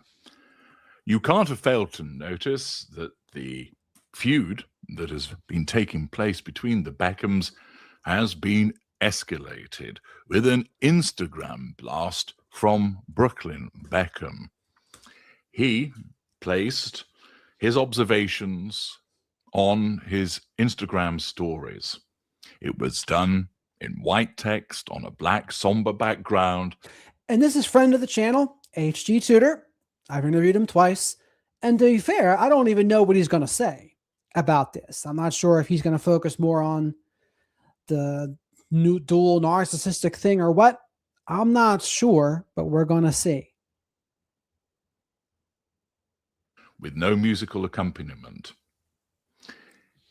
This has been covered widely across social media and legacy media. But what's going on? Well, there's plenty to unpack in relation to this latest tranche and escalation of the feud that is taking place between Victoria and David Beckham and Brooklyn Beckham and his wife, Nicola Peltz. Let's start by going straight to the heart of the matter in relation to what Brooklyn Beckham had to write. Now, first of all, this wasn't done in a private letter that was sent to his parents. It wasn't done in a personal attendance upon them where he sat down and explained himself. He decided that he would tell the world his position. And he wrote as follows: I have been silent for years and made every effort to keep these matters private. Unfortunately, my parents and their team have continued to go to the press, leaving me with no choice but to speak for myself and tell the truth about only some of the lies that have been printed. Pausing there. It is clear that he is suggesting that his mother and father and their team tell lies about him and his wife, and the fault for this rift lies firmly with his parents. I do not want to reconcile with my family. And to be clear, if that's what's going on, the Beckhams are spreading lies about Brooklyn and Nicola. I can understand why you might want to clear the air, because you might at first not want to say something, but when you have a PR firm as powerful as the Beckhams and how they can influence the narrative and reality and how people see you, yeah, I could see where you might want to correct the record on that. I wouldn't necessarily always recommend, quote unquote, playing the narcissist game, but I don't think just speaking the truth is playing the narcissist game. It would be playing the narcissist game if you are lying, and you are trying to manipulate to smear them with things that are not the truth. Okay. That's a little more playing their game. Pausing there. That is an unequivocal statement, making it clear that he doesn't want anything to do with them. He continues by writing, I'm not being controlled. I'm standing up for myself for the first time in my life. For my entire life, my parents have controlled narratives in the press about our family. The performative social media posts, family events, and inauthentic relationships have been a fixture of the life I was born into. Recently, I have seen with my own eyes the lengths that they'll go through to place countless lies in the media, mostly at the expense of innocent people, to preserve their own facade. But I believe the truth will always come out. My parents have been trying endlessly to ruin my relationship since before my wedding, and it hasn't stopped. My mum cancelled making Nicola's dress in the 11th hour, despite how excited she was to wear her design, forcing her to urgently find a new dress. Weeks before our big day, my parents repeatedly pressured and attempted to bribe me into signing away the rights to my name, which would have affected me, my wife, and our future children. They were adamant on me signing before my wedding date because then the terms of the deal would be initiated. My holdout affected the payday, and they have never treated me the same since. During the wedding planning, my mum went so far as to call me evil because Nicola and I chose to include my nanny Sandra and Nicola's nanny at our table because they both didn't have their husbands. Both of our parents had their own tables equally adjacent to ours. The night before our wedding, I mean, the nanny thing without their husbands, that's a petty thing, I think, for Victoria to be so upset about, to call her son evil about. A disproportionate reaction, I must say. Members of my family told me that Nicola was not blood and not family. Since the moment I started standing up for myself with my family, I've received endless attacks from my parents, both privately and publicly, that were sent to the press on their orders. Even my brothers were sent to attack me on social media before they ultimately blocked me out of nowhere this last summer. My mum hijacked my first dance with my wife, which had been planned weeks in advance, to a romantic love song. In front of our 500 wedding guests, Mark Antony called me to the stage, where in the schedule was planned to be my romantic dance with my wife. But instead, my mum was waiting to dance with me instead. She danced very inappropriately on me in front of everyone. I've never felt more uncomfortable or humiliated in my entire life. We wanted to renew our views, so we could create new memories of our wedding day that bring us joy and happiness, not anxiety and embarrassment. My wife has been consistently disrespected by my family, no matter how hard we've tried to come together as one. My mum has repeatedly invited women from my past into our lives in ways that were clearly intended to make us both uncomfortable. Despite this, we still travelled to London for my dad's birthday and were rejected for a week as we waited in our hotel room trying to plan quality time with him. He refused all of our attempts, unless it was at his big birthday party with 100 guests and cameras at every corner. When he finally agreed to see me, it was under the condition that Nicola wasn't invited. It was a slap in the face. Later, when my family travelled to LA, they refused to see me at all. My family values public promotion and endorsements above all else. Brand Beckham comes first. Family love is decided by how much you post on social media or how quickly you drop everything to show up and pose for a family photo opportunity. All about image, all about control, image first. And that's why they say the narcissistic family cult, it comes first. They don't want you to be independent. They don't want you to be autonomous. They don't want you to individuate and become your own man. No, they want you to be a part of the family unit. So I wouldn't like that. I would want to break free from that too. Even if it is at the expense of our professional obligations. We've gone out of our way for years to show up and support at every fashion show, every party, and every press activity to show our perfect family. But the one time my wife asked for my mum's support to save displaced dogs during LA fires, my mum refused. The narrative that my wife controls me is completely backwards. I've been controlled by my parents for most of my life. I grew up with overwhelming anxiety. For the first time in my life since stepping away from my family, that anxiety has disappeared. I wake up every morning grateful for the life I chose and have found peace and relief. My wife and I do not want a life shaped by image, press, or manipulation. All we want, peace, privacy, and happiness for us and our future family. A detailed blast from Brooklyn Beckham, which essentially explains that he feels that he's been controlled all his life by his parents, that they present a particular image. If you don't correspond with that, you're going to fall foul of them, that Brand Beckham matters more than anything else, and essentially his parents have manipulated him and his siblings, resulting in a situation that they've created the rift, and he has felt that he's had no other option other than to decide that he doesn't want to reconcile with his family. Strong words indeed. Naturally, with such matters, we've only had the detail from Brooklyn Beckham at this juncture. But it's also an opportunity to consider, in terms of what he's written there, is there actually any evidence that supports what he says?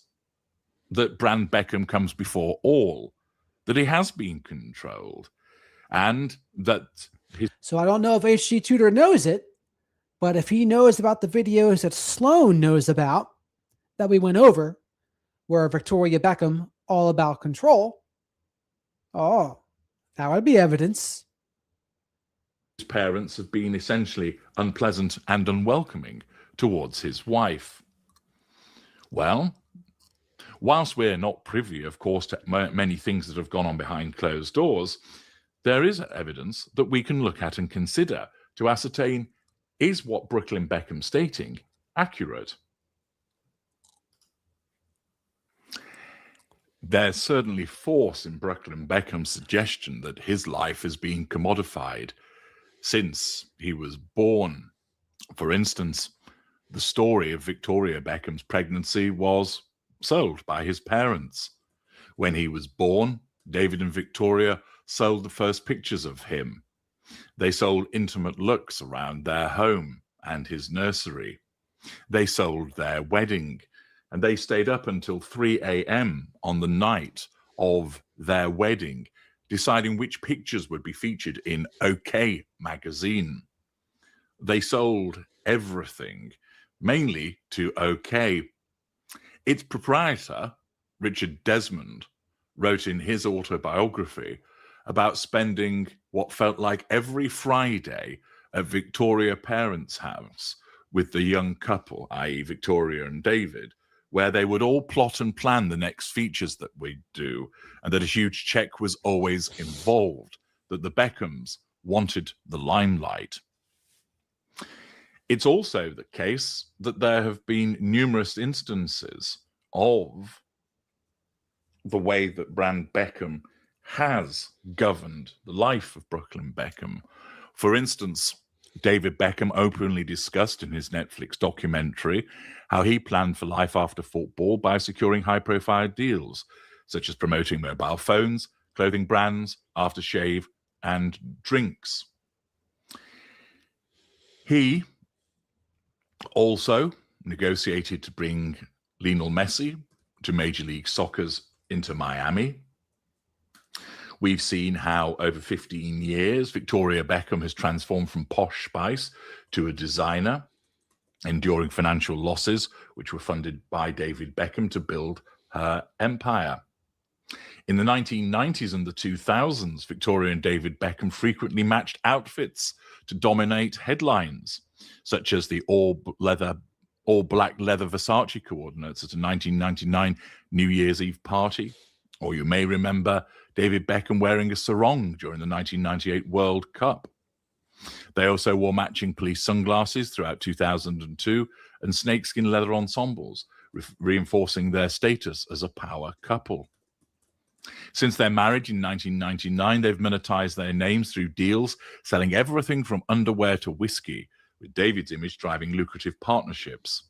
Their combined companies, like Beckham Brand Holdings Limited, encompasses perfume, eyewear investments, turning Brand Beckham into a household name valued at around $500 million.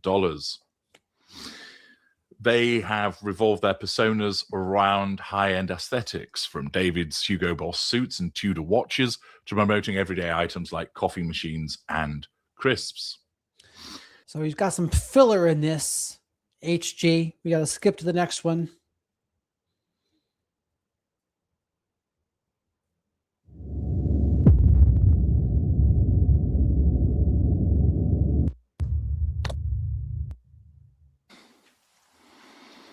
The Beckhams, When Narcissists Collide, Part 2. Hello, I'm HG Tudor. I'm providing you with an analysis of the escalation of the rift that has taken place within the Beckham family, as it provides an excellent opportunity to see the dynamic that has taken place, to analyze the evidence, and to provide you with expert commentary as to what is really going on. Brooklyn Beckham issued a statement via Instagram. He didn't do it privately. He told the world that basically his parents are controlling, his wife is not. His parents focus everything on Brand Beckham, that he has been controlled throughout his life, that's created significant anxiety for him, and he's not going to tolerate it anymore, and he doesn't want to reconcile with them. He provided certain examples of their poor behavior and has suggested that his wife has not been supported by his family, although there is evidence that doesn't support particularly that black and white image that he has created. In January 2024, Victoria Beckham posted a heartfelt birthday tribute to So this is going to be, I guess, another side of the argument here, right? This is to be the first I've heard of this. Nicola Peltz on Instagram for her 29th birthday. She wrote, "Happy birthday at Nicola Ann Peltz Beckham. We love you so much. Your love, kindness, talent, and your ability to dance on sand in a major wedge." After Brooklyn and Nicola's 2022 wedding, Victoria publicly described it as a beautiful wedding in comments reported by outlets like E! News. She also expressed happiness as a mother, saying something along the lines of, "As a mother, to see my son so happy means so much to me. What more can you ask for?" In a 2020 interview, around the time of Brooklyn's engagement to Nicola, Victoria praised her future daughter-in-law, calling her such a lovely, warm, wonderful, wonderful woman, and noting that Brooklyn had found his soulmate. But notice, I mean, HG knows this. This could all just be image management. I want to appear like an awesome mother-in-law. Of course, that can be what this is.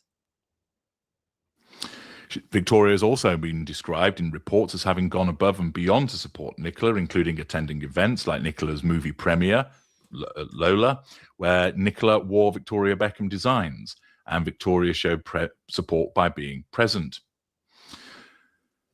There have been mutual positive gestures previously, such as Nicola praising Victoria, calling her a queen for teaching her to dance and referring to her as the best dance partner, with Victoria reciprocating warmly, responding to Nicola's post with affectionate messages like, "Love you so much."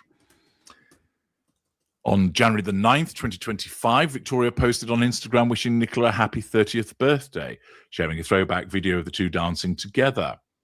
She captioned it, "Happy birthday at Nicola Ann Peltz Beckham, love you so much." In April 2024, when Nicola posted a glowing tribute for Victoria's 50th birthday, "Happy birthday to my beautiful mother-in-law, Victoria Beckham. I love you so much and love being your dance partner forever." Victoria replied warmly on Instagram, "Love you so much. Kisses." When they were engaged, Victoria shared enthusiastic support on Instagram, describing the news as the most exciting news. We could not be happier. Wishing you so much love and a lifetime of happiness. Accordingly, there have been periods of public posting which show positivity from both parties towards one another. In his statement, Brooklyn Beckham raises issues in relation to the wearing of a dress. It was reported that Victoria Beckham had designed a bespoke gown for her future daughter-in-law, only for Nicola to wear a Valentino dress. "I was going to, and I really wanted to, and then a few months down the line, she realized that her atelier could not do it. So then I had to pick another dress," Nicola told Variety a few months later. "She didn't say you can't wear it. I didn't say I didn't want to wear it. That's where it started. And then the media ran with it." But that's not what Brooklyn claims now. He states, "My parents have been trying endlessly to ruin my relationship since before my wedding, and it hasn't stopped. My mum cancelled making Nicola's dress in the 11th hour, despite how excited she was to wear her design, forcing her to urgently find a new dress." That suggestion is actually complicated by a Vogue interview with bridal stylist Leslie Fremer, who claimed the Valentino dress was the culmination of a year's worth of conversations with Valentino director Pier Paolo Piccioli's team. Thus, it would appear that from the Brooklyn Beckham side of things, there's a bit of a revision of history. He also states that weeks before the big day of his wedding, his parents repeatedly pressured and attempted to bribe him into signing away the rights to his name.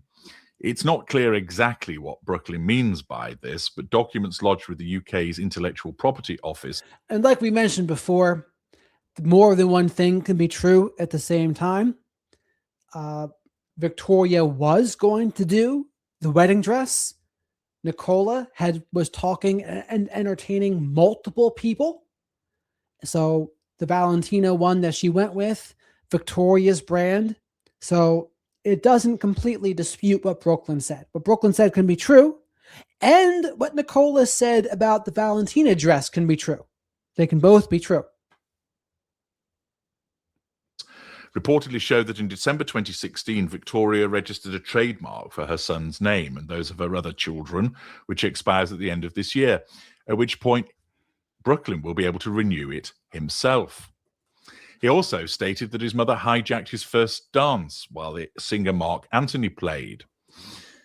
Apparently, as mentioned in his statement, Victoria danced very inappropriately on me in front of everyone. I've never felt more uncomfortable or humiliated in my life. Well, this detail has confused friends of the Beckhams, who have since pointed out that Brooklyn and Nicola's first dance was to Elvis Presley's Can't Help Falling in Love, while the dance with Victoria was merely part of Mark Anthony's set. Now, there's no video footage of Victoria dancing very inappropriately on me in front of everyone.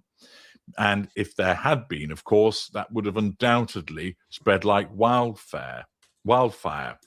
But again, there appears to be a difference in what Brooklyn Beckham claims has happened compared to what other people state that has occurred. And therefore, in the circumstances, there is a clash of the evidence.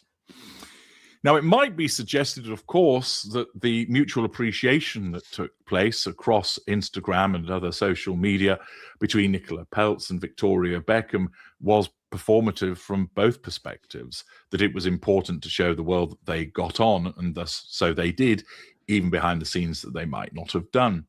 Alternatively, it might have been appropriate and genuine.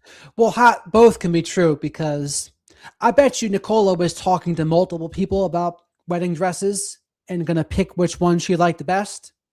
And I think Victoria's one that maybe she wanted to go with, but then if she pulled out at the last minute for whatever reason, maybe spiteful, maybe she felt like, oh, if she doesn't wear it at a certain time, it's a slap in the face to me. So she pulled out. But Nicola had other options as well. So again, I don't think it means that it was the only option and Brooklyn was just simply lying about this. I think they both can be true. That at that juncture in the relationship, things were going well, and they've only recently soured. But the fact is that whilst it's accurate for Brooklyn Beckham to suggest that brand Beckham has been this colossal juggernaut in his life, one of which he has benefited from, it also appears that some of the matters that he has made reference to are not as clear-cut as he's first suggested, and that some of the matters that he has put... So do in the chat, I'm going to say this, like a Mr. Rogers Game of Thrones voice. The next time I speak to HG Tutor, I'm going to tell him that. You have a Mr. Rogers Game of Thrones voice, you know? In a public statement that has been shared on social media, don't actually bear up to scrutiny, and that there has been some form of revision of history that has taken place. What we do know is that more recently, a significant rift has taken place between Brooklyn and his wife and the other... Again, there didn't need to be any revisionist history. Both can be true. ...members of his family. And this is something that I had analysed previously, undertaking a detailed analysis of Nicola Peltz to explain why she is a narcissist. And if you haven't accessed that, I would encourage you to do so. Where this has taken us to is the dynamic whereby a narcissist has isolated Brooklyn Beckham, the intimate partner primary source, from the rest of his family. This is a common dynamic and is done to make it easier for control to be asserted over him, to draw fuel from him, character traits and residual benefits, and to nullify the perceived interference of those family members. I must say, there are a lot of people that want to be hard on Brooklyn in this situation. I'm not even sure why. Why is what Brooklyn is saying so unbelievable? I don't know what the answer to that question is, but a lot of people seem to think it is. Oh, it's just, oh, he's petty, he's spiteful, he's a entitled, arrogant, nepo baby brat. Bear in mind also that this isn't just an ordinary family, but a very famous one, often described as the most famous non-royal family in the United Kingdom. And as a consequence of that, what I'm going to examine in part 3 is what's really going on here. There appears to be some truth on either side with regard to what has gone on. But by understanding the nature of the personalities involved, based upon the evidence that we have heard, and also evidence that it isn't as clear-cut as Brooklyn Beckham has tried to suggest, I'm going to take you through to explain what's really going on in this instance, whereby it's a collision of narcissists, and what we're seeing. All right, so we'll see. We got to go to his last one. This could have been one video. The PR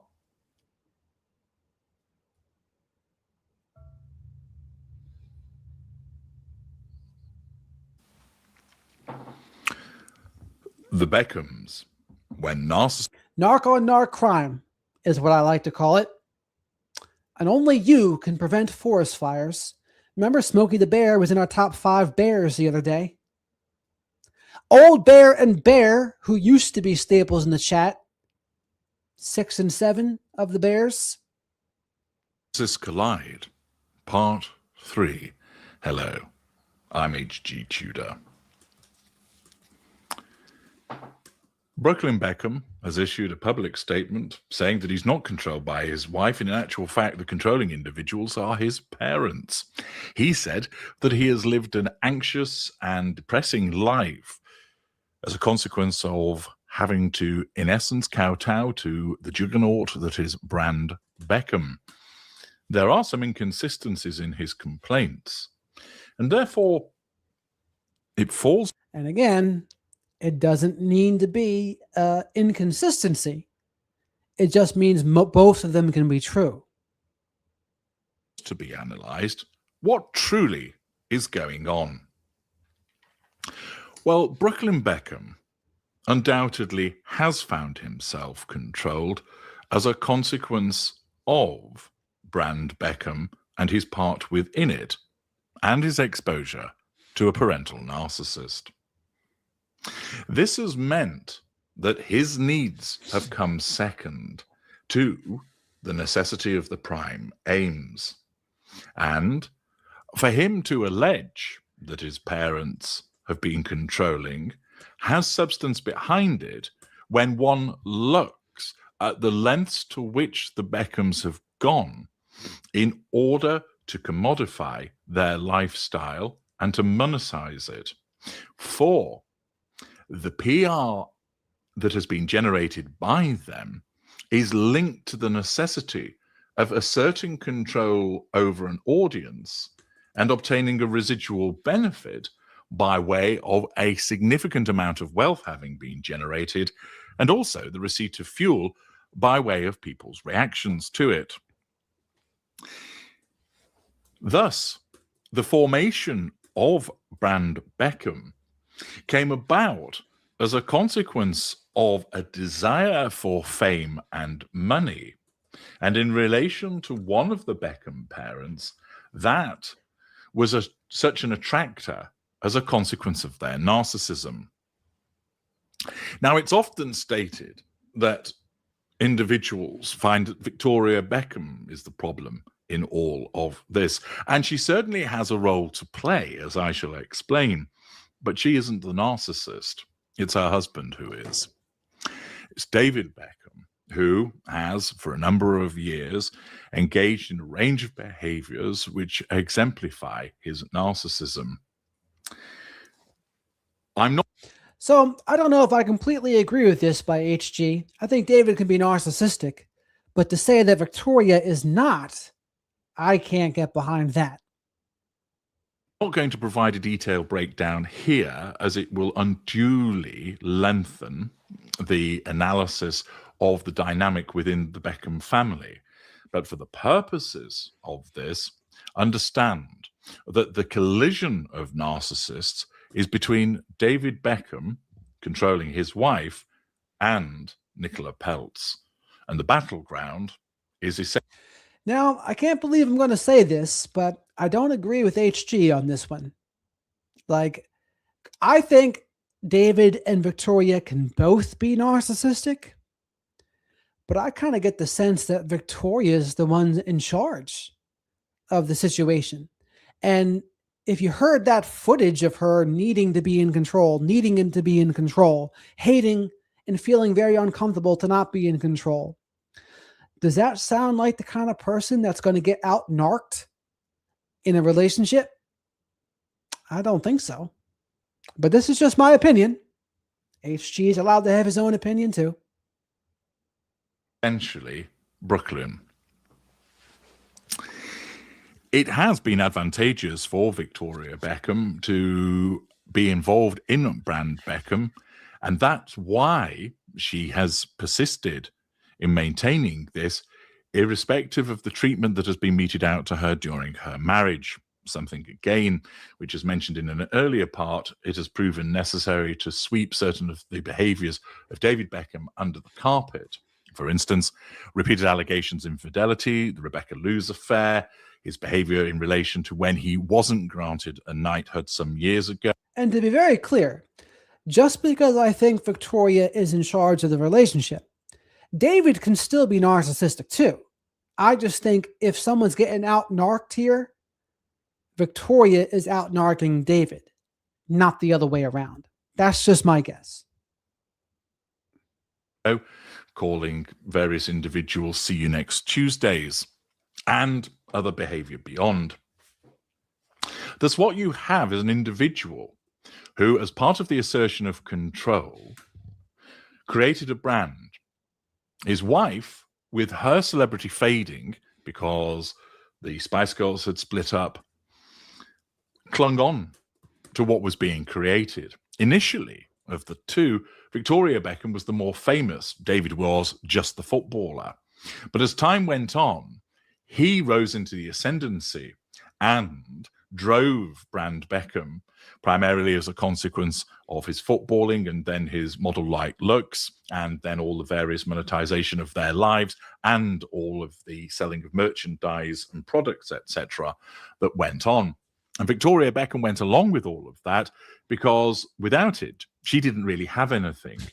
Of course, she sought to establish herself as a designer, but initially found that that was quite a struggle, with the company going repeatedly into the red. In order to create Brand Beckham and to assert control over the audience, to draw fuel and to derive the residual benefit of money, this meant that David Beckham, aided and abetted by his wife, put the needs of their family second because Brand Beckham came to the fore. And accordingly, Brooklyn Beckham's complaints in that regard certainly have force. He complains of it, and there is evidence to demonstrate the behaviors and give. I mean, and also I think like David was a famous footballer, of course, right? He had that image, an athlete going on. But I don't know. I kind of feel like Victoria is now like a Rihanna, a Beyonce. And I mean, in most cases, Beyonce would be the one wearing the pants, but not in her situation. Jay-Z is. And that's a case where Jay-Z is in that case, not Beyonce. But in this one, I think Victoria's driving the engine there. She's the one driving the car. And I would not be surprised one bit if Nicola is also driving the car. And that a narcissist is driving it, it is little surprise that no emotional empathy is shown for the son in such circumstances. He becomes relegated to second place with regard to the needs of that particular narcissist. Having been subjected to such control throughout all of his life, this means that Brooklyn Beckham has been tenderized to the approach of a narcissist.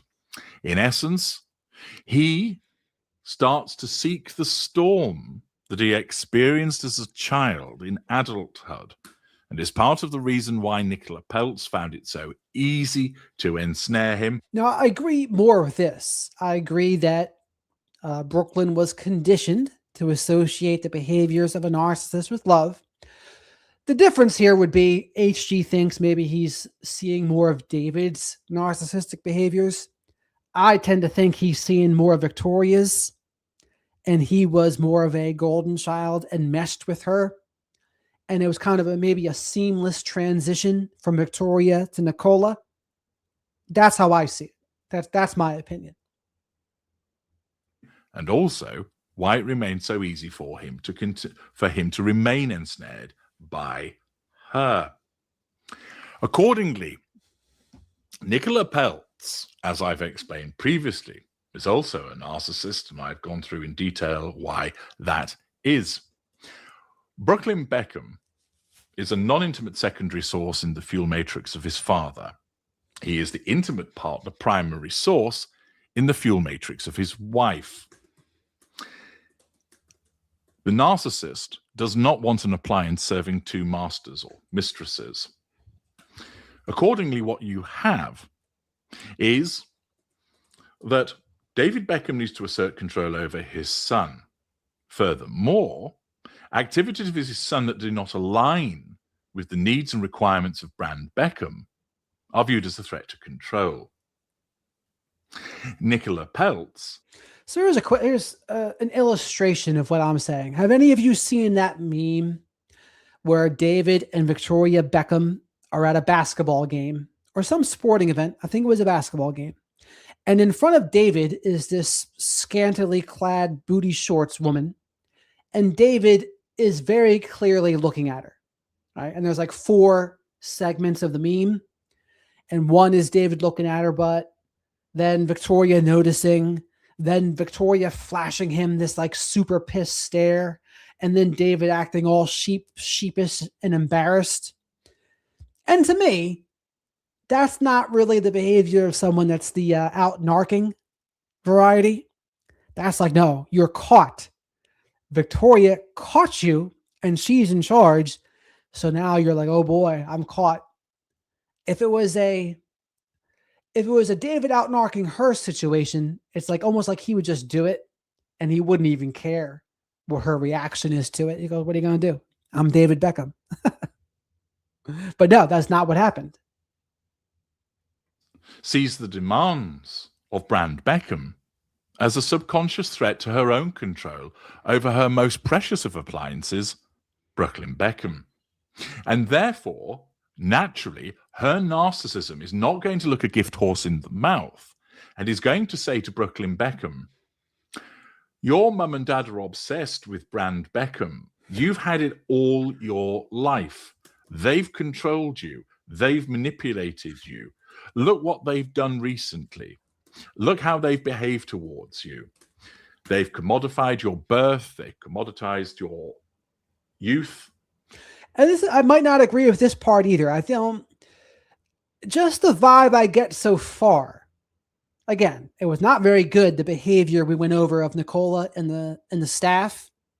But in terms of that post, I don't know. I just got the sense that was really his thoughts and not really Nicola controlling him. And again, this is not to say that Nicola isn't controlling him behind closed doors or in other ways. But with that one, I don't know. That seemed pretty legit to me. That's just the vibe that I get. You were dragged everywhere as part of publicity. This will chime with the experience of Brooklyn Beckham. And what Nicola Peltz's narcissism has done is taken essential truth of the life of Brooklyn Beckham and used it to manipulate him. She will, in a way similar to the manner by which this one's wife has manipulated Prince Harry, done it on the basis of caring for him. You perhaps haven't been able to see it as clearly as I have, Brooklyn, But your mum and dad have always controlled you. Brand Beckham has come first. You've always had to kowtow to its needs. You've always had to play a part in all of that. You've always been encouraged to toe the line, to turn up at events, that put stuff out on social media. Brooklyn, who I suspect isn't the sharpest knife in the drawer, suddenly realizes, yeah, that makes sense. He also has a... I don't think David does. I think Victoria's fashion line now, I think, is worth more than anything David has going for himself. It's just that they have the last name together. But her fashion line, that's how Rihanna became a billionaire. So that's what I would caution people. Beautiful woman who is treating him like a king as part of his golden period. And therefore, it's... Yeah, he can fund the fashion line, but that doesn't mean that she's not worth more now. Like, she didn't contribute more to the thing. I think what it is some people, they have a hard time seeing that the woman being in charge of it, especially if the guy cheats. But in fact, there's enabler dudes that can cheat. Like, guys can cheat if they're given the opportunity. The difference is, if you're David Beckham, you just get a lot more opportunities than the average guy. Very easy decision for him to make.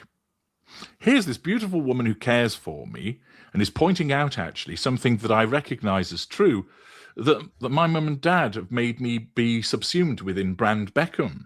Accordingly, he goes with what Nicola Peltz requires. Nicola Peltz, naturally having no emotional empathy herself, only does these things to enable her to tighten her grip on Brooklyn Beckham. And what better way to do so than to point out to him that his parents are the problem, so that Brooklyn decides, I am going to spend less time with them, and I now start to see them as a problem, and my wife is not. As a consequence of this realization, this poses a problem for both David and Victoria Beckham. Brooklyn's sudden newfound independence and realizations that things aren't all as he thought they were threatens David Beckham's innate need for control over him, but also interferes in Victoria Beckham's relationship with her son, her firstborn, who undoubtedly holds... And here's the thing, just because someone has more money also doesn't mean they're controlling it. Money is a tool, but there's a lot of rich dudes in particular who are absolutely controlled by the woman because they give their power away. Because there's many versions of power. There's how you look, status, money, but one of the most important ones is your confidence. The level of confidence and the trust and belief you have in your own perception of reality. I would argue that's the most powerful one. That's the one that really dictates everything. Yeah, money is important, but if you just don't have a good belief in yourself.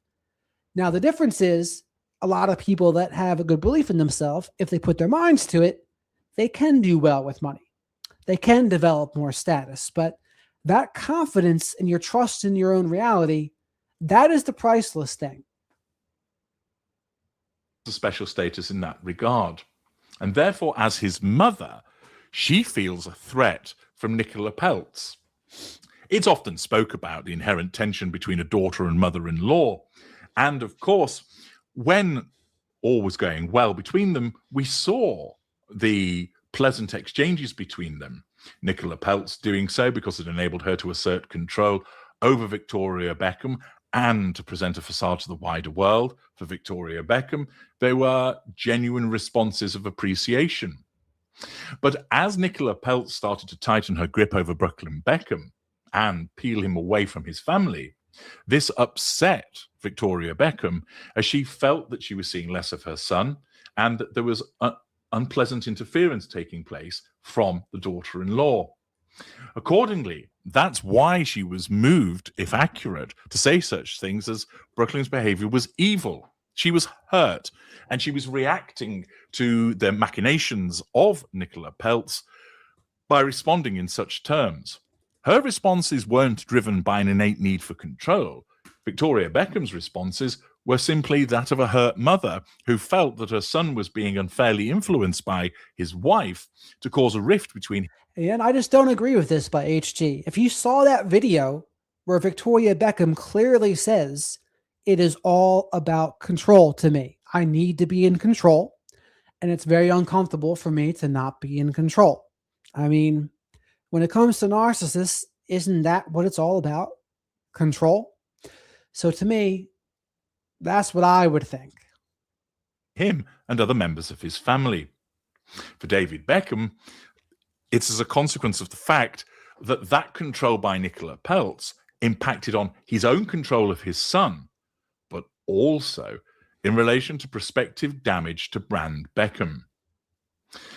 The presentation of Brand Beckham, of this solid family unit of lovely people, of the chap that queued like everybody else in order to see Queen Elizabeth II, the likeable footballer who's had an enduring marriage, notwithstanding the strains of fame and celebrity, all of those things are an image that have been created by David Beckham on which he trades as part of Brand Beckham.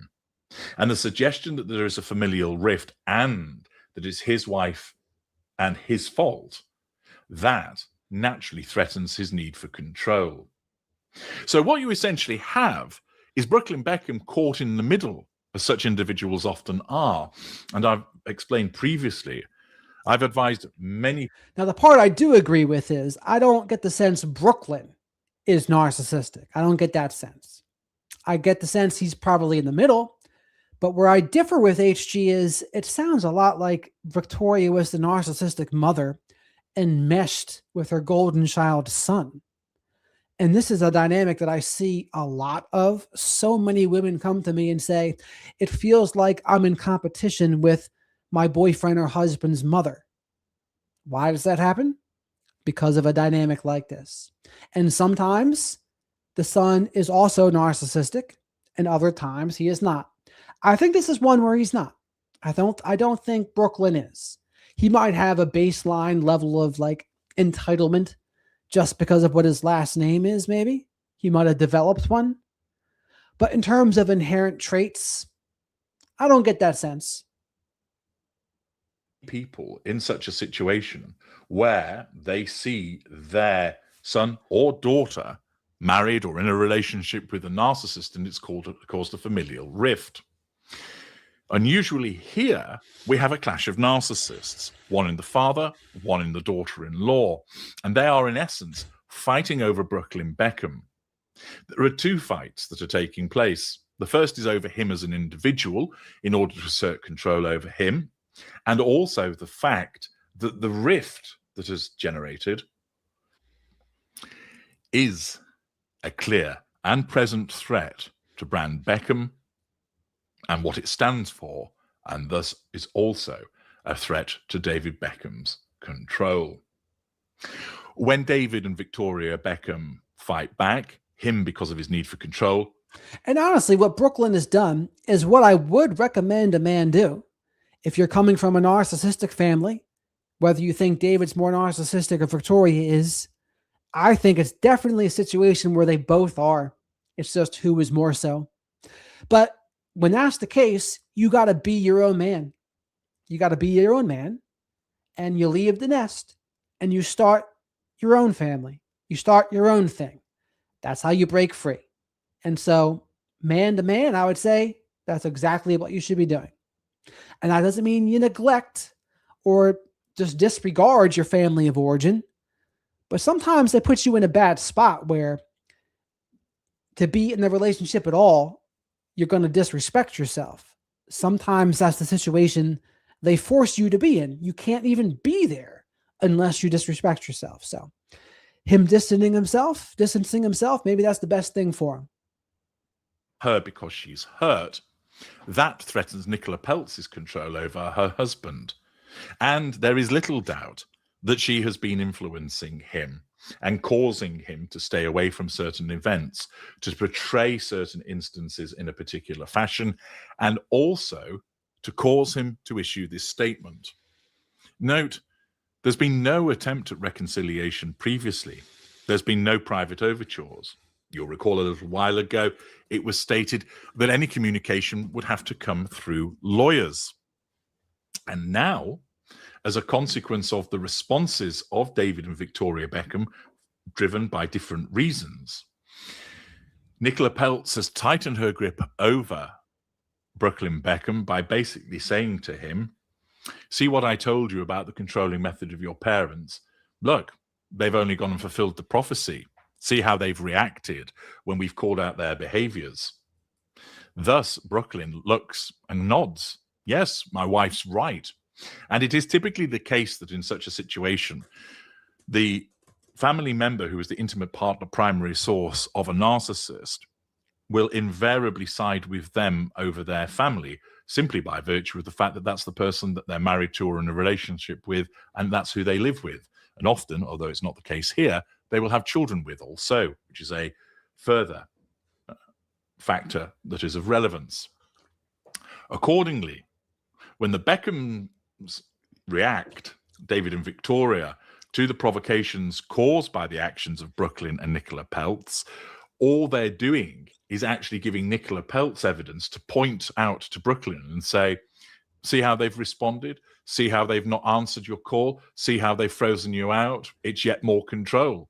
Brooklyn, drinking the Kool-Aid, goes, you're right, it is, isn't it? Yeah, they are the problem. And this is going to be a struggle for people too. But just because a narcissist says something doesn't necessarily mean it's wrong. So maybe Nicola's narcissistic, but she can also be right about this one situation. Like, just because someone's a narcissist doesn't mean everything they say about everything is wrong. Like, that's not how it works. But just like observing what I see now from what Brooklyn made in that post about the family, it definitely seems like the Beckham's narcissistic family cult. And from that wedding stuff going on with the wedding dance, that didn't make Victoria look very good to me. I don't know where David was throughout all that, but that mother-son bride or mother-son dance thing, that was something. And what he doesn't realize is that he's got a problem on either side, both in his father and in his wife. He now is being completely controlled by his wife. A wife that had emotional empathy, a wife that had empathic traits, would be looking to protect him, but also maintain appropriate relationships, particularly with his mother, that wouldn't be looking to take him away from his siblings. Well, that really all depends, doesn't it? To me, it would depend on, are your parents disrespecting you? Are your siblings disrespecting you? Because if they can't help themselves but to do that, why would I tell them to stay? Now, again, and this is where it can get tricky, right? Because what do they also say? You narcissistic people will isolate you from friends and family. But the part people don't mention sometimes is, what if they're helping you get away from narcissistic family? What then? Is that also isolating you from friends and family? It would be if it's also friends that are good for you too, that they're isolating you from, right? If it's across the board. But maybe they help you to see the toxicity and you break away from toxic family members, but you're able to stay friends with the people that are good for you. Again, this can get tricky sometimes, right? And to me, it would depend. I think a good determining factor would be the friendships. How are they acting in the friendships? But that is not the case here, because she needs control over him. And the easiest way to achieve that is to isolate him from what are seen as interfering influences. The interfering influence of David Beckham as he seeks to assert control over his son because of his own narcissism and the need to protect Brand Beckham. The interference of his mother, who basically is hurt because her love for her son is being denied. The interference of siblings who... And that's the difference, right? I just think it's more Victoria Beckham need for control, losing control of her son. He's saying more, no, it's just love for her son. I don't know about that. Are being dispatched as lieutenants of David Beckham, and then since have been controlled by their father to cause them to block Brooklyn. And it amounts to this significant rift that has occurred And it is a collision between two narcissists fighting for control over one particular appliance. And that is what you're witnessing. It's not going to end here.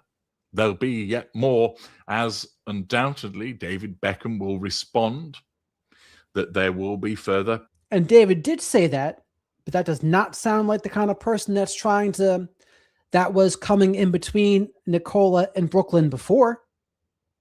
Is that what you say, but then your actions are you're trying to break them up? So which one's true? PR activity, and that Nicola Peltz, in order to assert control over Brooklyn and milk the situation for the prime aims, will undoubtedly cause him to make further disclosures about how awful life was in the Beckham household. The similarities with Harry and this one's wife are numerous, and no doubt you're already mentally ticking them off yourself. So here's the thing, though. David, he might say that, but this also begs the question, who's really in control? So David might say that kids need to make their own mistakes, but if Victoria is the one's in control, she's the one trying to break up the marriage. She's the one that is trying to come in between Victoria and Brooklyn. She's the one that wants the attention on her during the wedding there, and Mark Anthony calling her the most beautiful woman in the room. So again, as Ralph Waldo Emerson said, what you do speak so loudly, I can't hear what you say. But this is what you're witnessing. The whole saga of the Beckhams is as a consequence of a collision of two narcissists. I'm H.G. Tudor. Thank you for listening. All right. So that is that for this. Lots of good back and forth here. Different opinions that go into some more deep dives. That's a good quote there, Jimmy. Family is like bad weather. It's always there, and you got to deal with it. Well, a lot of people cut them off too. So again, we don't really know. We don't really know exactly the ins and outs, but it certainly seemed like a narcissistic family system from the Beckhams. Some of Nicola's behavior seems pretty toxic to me as well, if not sadistic.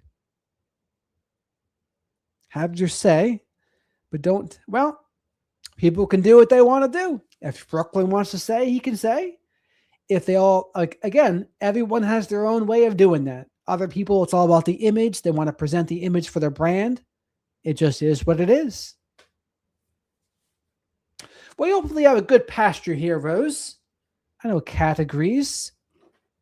Tea time with the wizard. And as I do continuous favors to the truth.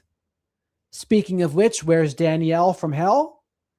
I spoke to Jolly today. She said she'd be here, but she wasn't. Yikes, yikes, yikes. Sometimes you want to expose the narc. Yeah. And that's a grand temptation, which I wouldn't always recommend. But sometimes, if there's enough lies out there and you want to set the record straight, okay, I can see it. You want to speak your side of the truth. I don't have a problem with that. Now, if you're lying and manipulating back, now you are playing their game a little bit, and I wouldn't recommend that. That's how I would see it. I think there's a lot of pressure put on Brooklyn as the eldest child to perform and be successful. Yeah, I mean, I don't even know what he does, right? What does he do? What's the day in the life of Brooklyn Beckham? I have no idea. Does he do press events? Does he do social media? I have no idea. Correct, Kat. You know how it goes. So this will probably be the last day on the old Beckhams for a little while. Between today and yesterday, I've Beckhammed myself out. No more bend it like Beckham. Now, they're only worth 2 days, Pullberry. Only 2 days. We will see what is on the horizon for tomorrow. But also, you all have to keep your eyes open for the Dr. Salerno interview. That will be up. And we'll see. We will see. Maybe it'd be a Nick Reiner or Michael McKee thing. I did talk a little bit about that stuff with Dr. Salerno. He knew more about the Michael McKee, the Tepe murders, but we'll see. We shall see.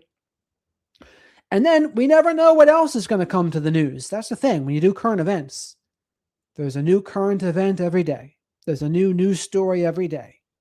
And we'll see. We'll see what we find. That would be something, wouldn't it, Ellie? They got to interview them. If I could interview Brooklyn Beckham and say, hey, Brooklyn, I guarantee you I can figure it out if you tell me the truth. You tell me about your mother, you tell me about your father, I'll tell you who's out narking who. And you tell me about your wife, I'll tell you about her too, even though you probably won't like it. I'm like, Brooklyn, thanks for coming to my TED Talk. I've told you what you're dealing with your whole life. Enjoy. Happy healing. Happy healing, Brooklyn Beckham. But I do guarantee you, if you come to me and anyone comes to me with a situation, I guarantee you, if someone's honest, it's a big if, but usually you can tell when more than one people are in the room. So they know the stories. You know, I can guarantee you, I can tell you which one's which. All right, this is that. Doesn't take long. Doesn't take long. I can see through it. I got X-ray vision. And I've done it. I've done group calls where they give themselves away. They give themselves away and they can't help themselves. But this is my superpower. Like I just sense. That's one of the reasons I sense there with Victoria. But like I said, David, he's probably narcissistic as well. I just don't get I get a different kind of vibe about Victoria.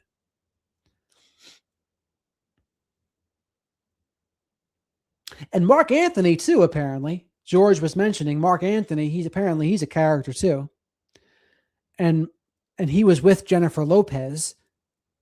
That's another example of narc on narc crime, according to H.G. Tudor. Well, I think, Heather, it's between being on the spectrum and the education, what I've learned.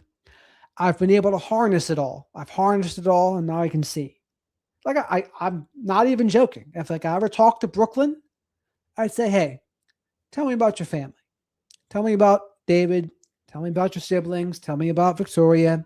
Tell me about Nicola. I have it all figured out.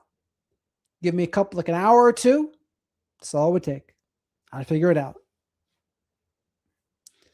I'll shoot him a direct message. on Instagram. What else do I have next, though? Mike King. Mike King from Wolves in Sheep's Clothing. I'm supposed to talk to him next week. Dr. Z, I'm going to try to get. And then I'm pretty open. Got to find some more people to talk to. The one that Tony Bruschi was talking to, Siobhan Scott. I got to reach out to her. I got to find a way to find her, though. Got to think if she's on Instagram.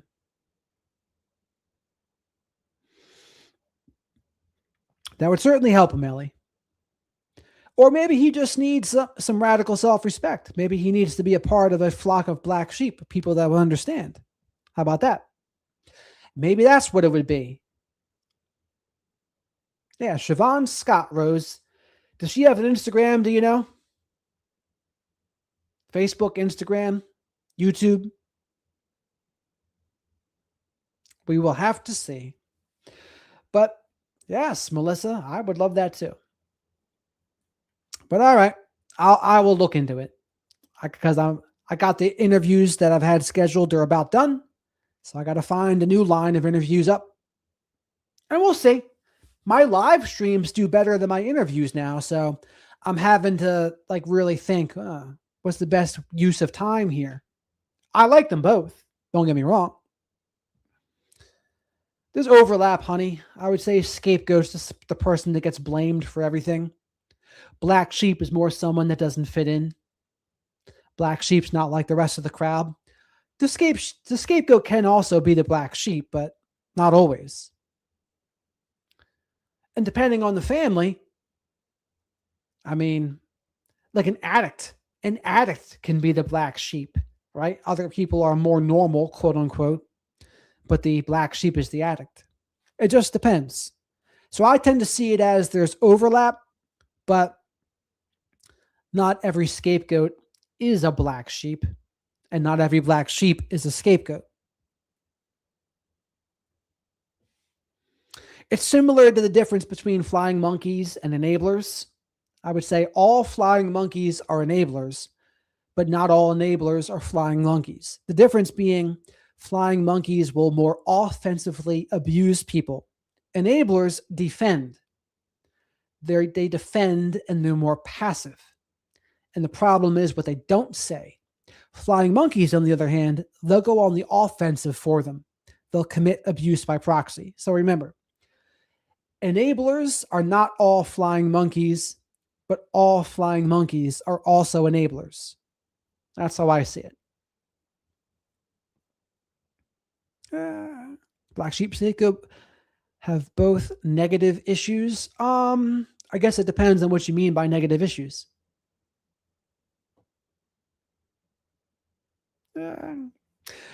But all right, guys, gonna rock and roll for now. But I'll be back tomorrow night. Make sure you like the video, subscribe to the channel if you're not already, and I'll see you all tomorrow night. And thank you for Jimmy for modding.